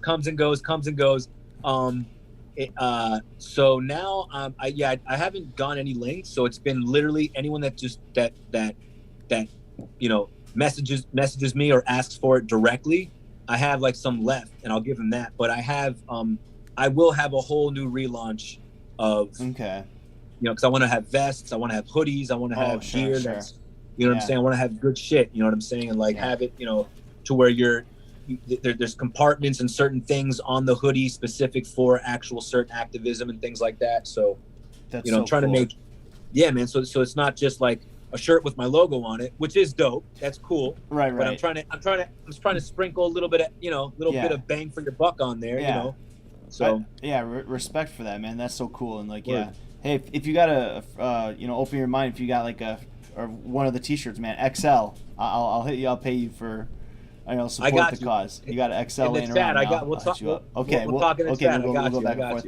And I meant to do this right away because the person that recommended me, basically like leading to looking you up at all, is a guy named Seth Davis. goes by Smoke, and he raps, and he's done stuff with Eric Dubé, and yeah, he just popped into the chat too. You know, he said, "Solid interview, man. You know, thank you so much, Smoke." And actually, I have a project with Smoke and the Brain Cell. We're calling it Erasing Egos for right now. Erasing Egos. I kind of wanted to make like a little super group. You know, 3 of us just Okay. You know, Okay. You know, we'll see. It's fun. It's been a trip. So there's my one self promotion. Shout out to Seth, bro. I seen him on Facebook, I believe it is. Yeah. No, Okay. Shout out to him. I appreciate that. That's real. That's what's up. That's the thing, man. That's the type of, I think it was The Voice who told Truth Seeker to get me on his show. Okay. So that's how this shit works, man. Again, it's the network. It's us. Like, bro, no one is more valuable than the other. Like, I think people need to get that through their fucking head. Like, the people that feel like they're not doing enough, like, yo, you are so valuable. Like, you don't feel like you're not. You're like you. Go be creative. Go do that idea. Don't think you need to wait for somebody. You know what I'm saying? Just fucking go do it. And like, dude, like, that is literally it. Like, anyone that just shows up and goes and does it, the real motherfuckers are going to be there to support you. Fact, put my life on it no matter what. It's a literally, if you build it, they will come type of situation. That's it. Real. Straight up. No, that's so true. And that does mean a lot too, you know, and I've gotten, you know, some really good compliments too with the Music Matters series, you know, we're like, oh, I never heard of this artist or this song or this, you know, because, and it's been great connections with other people. That was how I got to collaborate with Optimistic. Was he on my little board? He was like, shout out to Optimistic. Damn, you got with him too, bro. Yo, who are you, bro? Who are you? How many albums have you dropped? I'm under the underground. This guy Matt just shows up, gets all the features, kills it, drops 5 albums. No, I'm just fucking around. 3 albums, but who's counting? Just right? 3. No, you know what? Nah. Optimistic, yo, shout out to him, man. He's nasty, bro. He's nasty, and I fuck with his message. I fuck with his vibe. Yo, he's dope, man. He's dope. Yeah, I would love to do a song with him too, man. Yeah, for sure. Yeah, definitely. Hey, hopefully this interview can be like a gateway for that. You know, these guys, you know, once they know, you know, because it's so funny, you know, I'm all hearing you rap. Hearing you rap is like very intimidating, and I've probably said that already. But you know, it's like wow, this guy's like cutthroat. You know, it's like damn. But then I saw you on Truth Seek. I was like, this is the most down to earth mother. You know, it's like, whoa, you're like you're you know laughing like this, you know, and just joking around. Like, that is the coolest dude. Like that is so awesome. And like I've had good conversations with Smoke. Thanks, even bro. you know, like it's awesome. Oh, man, all love, man. This is so cool. So you know, thank you so much for taking the time to do this, man. This is a trip. And one hour turned into 2.5. My wife's gonna kill me, but this is such an awesome conversation, man. Like, you know, and it's hard to get these conversations. I don't get them anywhere else. So it means a lot that you took the time to you know break things down for us. You know, your beginnings with music and where you are right now too with I liked when you brought up the light work and shadow work. Like those things are popping up in my news feeds or just, you know, kind of in my wheelhouse a little bit more now. If you could touch on that. And then one of the guys, Time Traveler in Montgomery, asked if you've heard of Mr. Traumatic. Mr. Traumatic. He's from the UK. Okay. He's dope as fuck. You know what? For years, random people on the internet have been they always meant, they're like, yo, you know, they'll comment on my page and tag him and say, yo, Steve, you got to do a track with Traumatic. Sure. And then I'll get tagged on posts on his page, people saying, yo, Traumatic, you need to do a track with Steve Brandt. And we haven't made official contact yet. Okay. I don't feel. Okay. But you know, it's just one of those things that I think we both know that we're both there. Yeah. And I think that's just what it is. Once you kind of both know, like for example, like ODD, like I definitely plan on doing a song with him. Yeah. But I don't need to go run up to him and message him right now about anything or nothing. Sure. You know what I'm saying? I'll hit him up when I hit him up, and we'll just, you know what I'm saying? Like, if you need me, I can teach you how to get features, because that's my thing, man. I'll teach you. This guy out here, the feature album. Yo. Dude. Yeah, I'll text you later about how to do it. No, That's real. This has been so much fun, but yeah, we'll end it with the light work and shadow work, because honestly, I feel like I was gonna ask you like what conspiracies you're into right now. We've touched on so many different topics, but I'd kind of like to touch on this, a little bit more, because I feel like it hits it. What do you think? Yeah, I mean, well, to answer your question, I re-entered back, so I'm finishing this book right now. Okay. Can you see it or no? Oh yeah, the Zodiac and the Salts of Salvation. Okay. Yeah. So that and I just ordered Flatlantis. Okay. Dubé's new book, and I also yeah. This also just came in. This fucking thick monster right here from David Icke. Okay. So I got this banger too, but this currently has been an incredible, just a new foundation of knowledge that I wish I actually stumbled upon way earlier, because it's nutrition related. Okay. It's health related. I don't know if you're familiar with these salts of salvation. There's 12 mineral salts. So you have these 12 mineral cell salts that are the vital functioning salt minerals that comprise our entire body. Okay. So like things like oxygen is actually not on the list of the most important, because the iron phosphate, which is one of the cell salts, is what moves oxygen to where it needs to go. So you could have all the oxygen coming in, but if you don't have the efficient mineral, then your oxygen is going to be going nowhere. Okay. See what I'm saying? Yeah. These are, it's almost, it's like not having a taxi never shows up. So you can't get to where you got to go. Okay. What are you going to do? You're going to start walking? Well, you're not going to, you know what I'm saying? Like, yeah. How far are you going to walk? Yeah.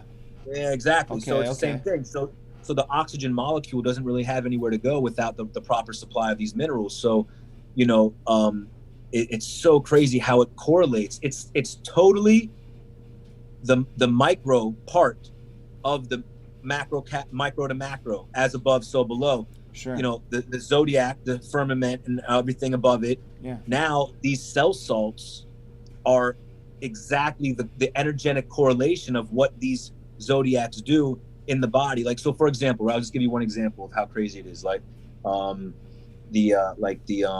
Sagittarius. So the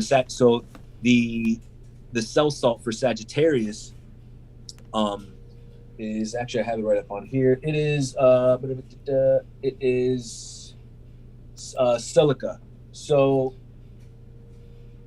yeah. So anyway, but it says hips, thighs, surgeon, spade, insulator.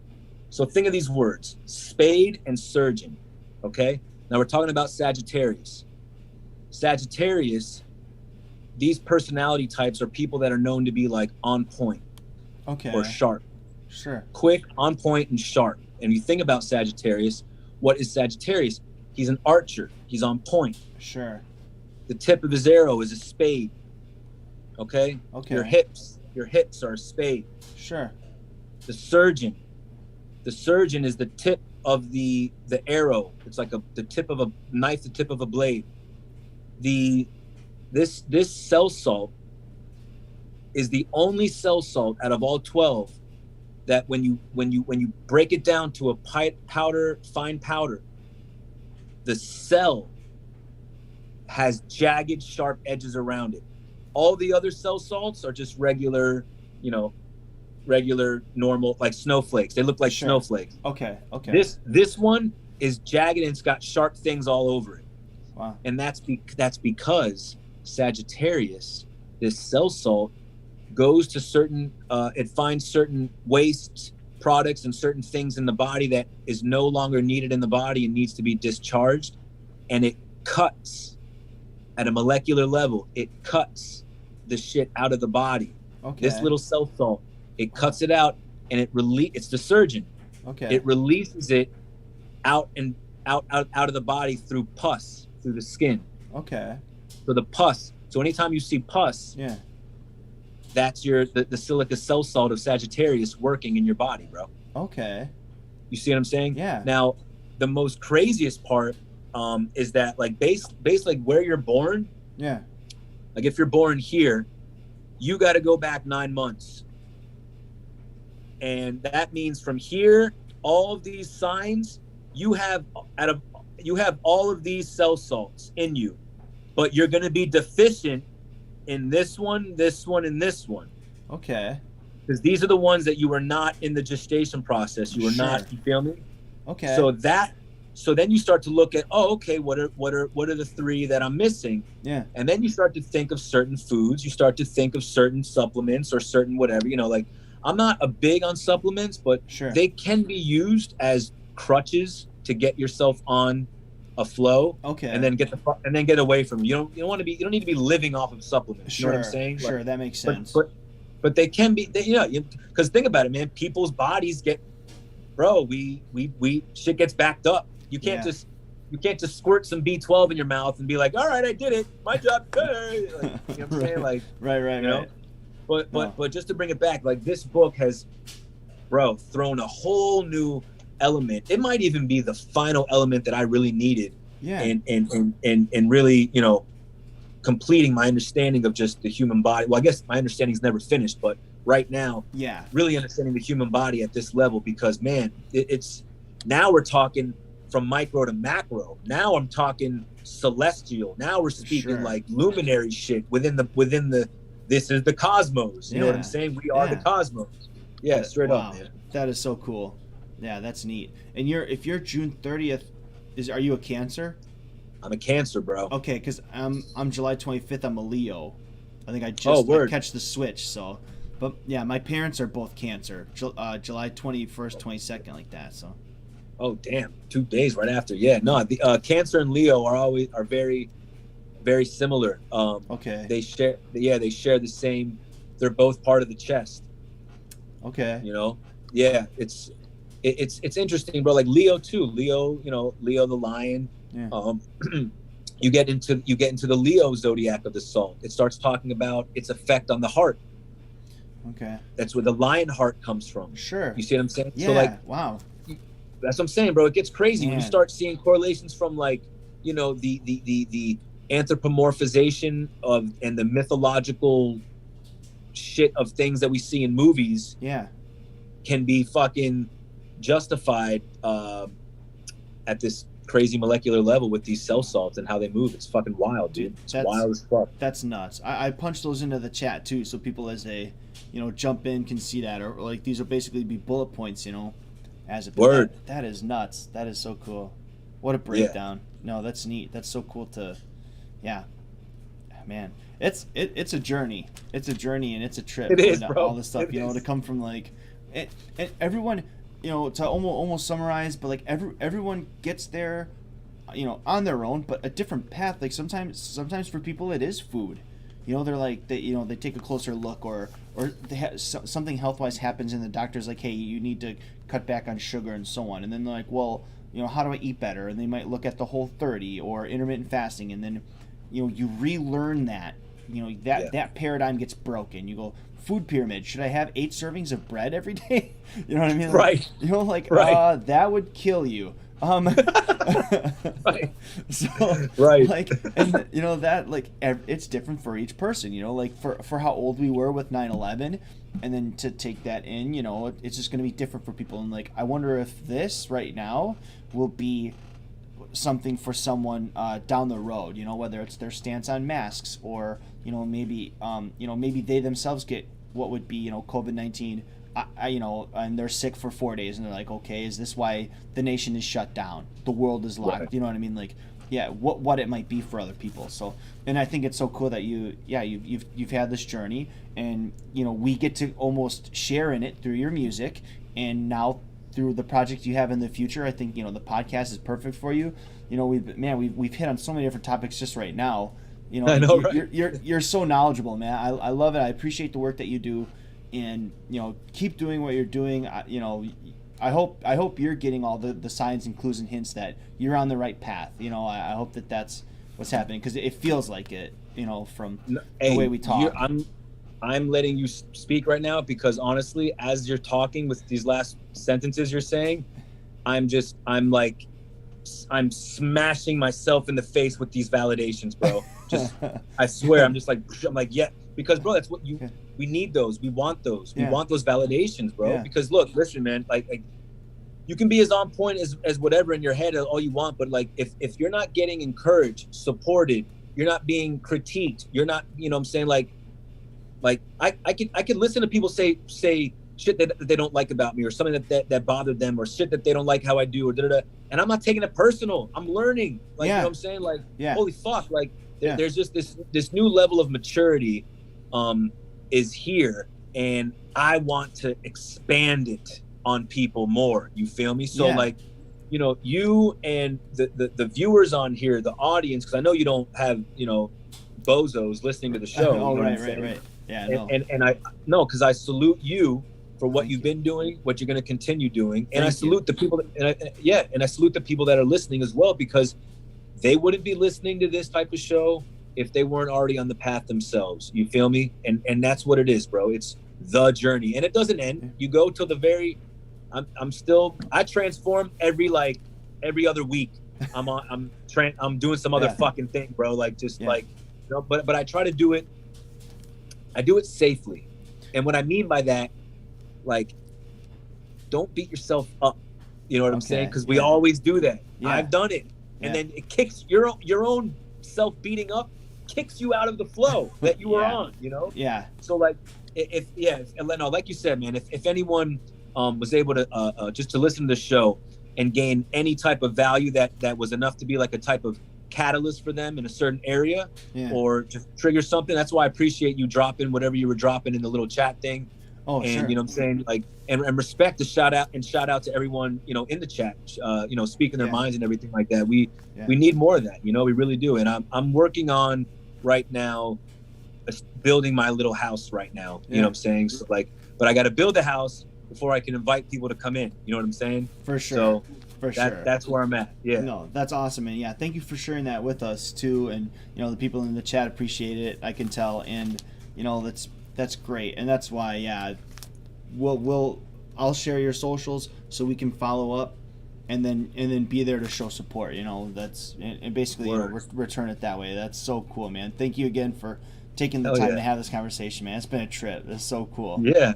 No, I've actually I thoroughly enjoyed it, man. I appreciate I've learned from you as well, you know. So yeah, bro, and you already know, Matt, you can hit me up some other time, bro. We can, you know what I'm saying, we could do an off the record unrecorded little mini session. I can knock out some of those questions. I'm sure you got some other questions about food and shit like that. Yeah. And you know, I'd be more than happy to like set you up and get you on like a new path for yourself. Oh, bro. That's so cool. That's so cool, man. I appreciate that so much. I will take you up on that. We'll make sure. And off the record, that's so awesome. Thank you so much. You got it, bro. You got it. Yeah. Good luck going forward, man. All right, Matt. Peace out, brother. Peace. Have a good night, man. Thank you too.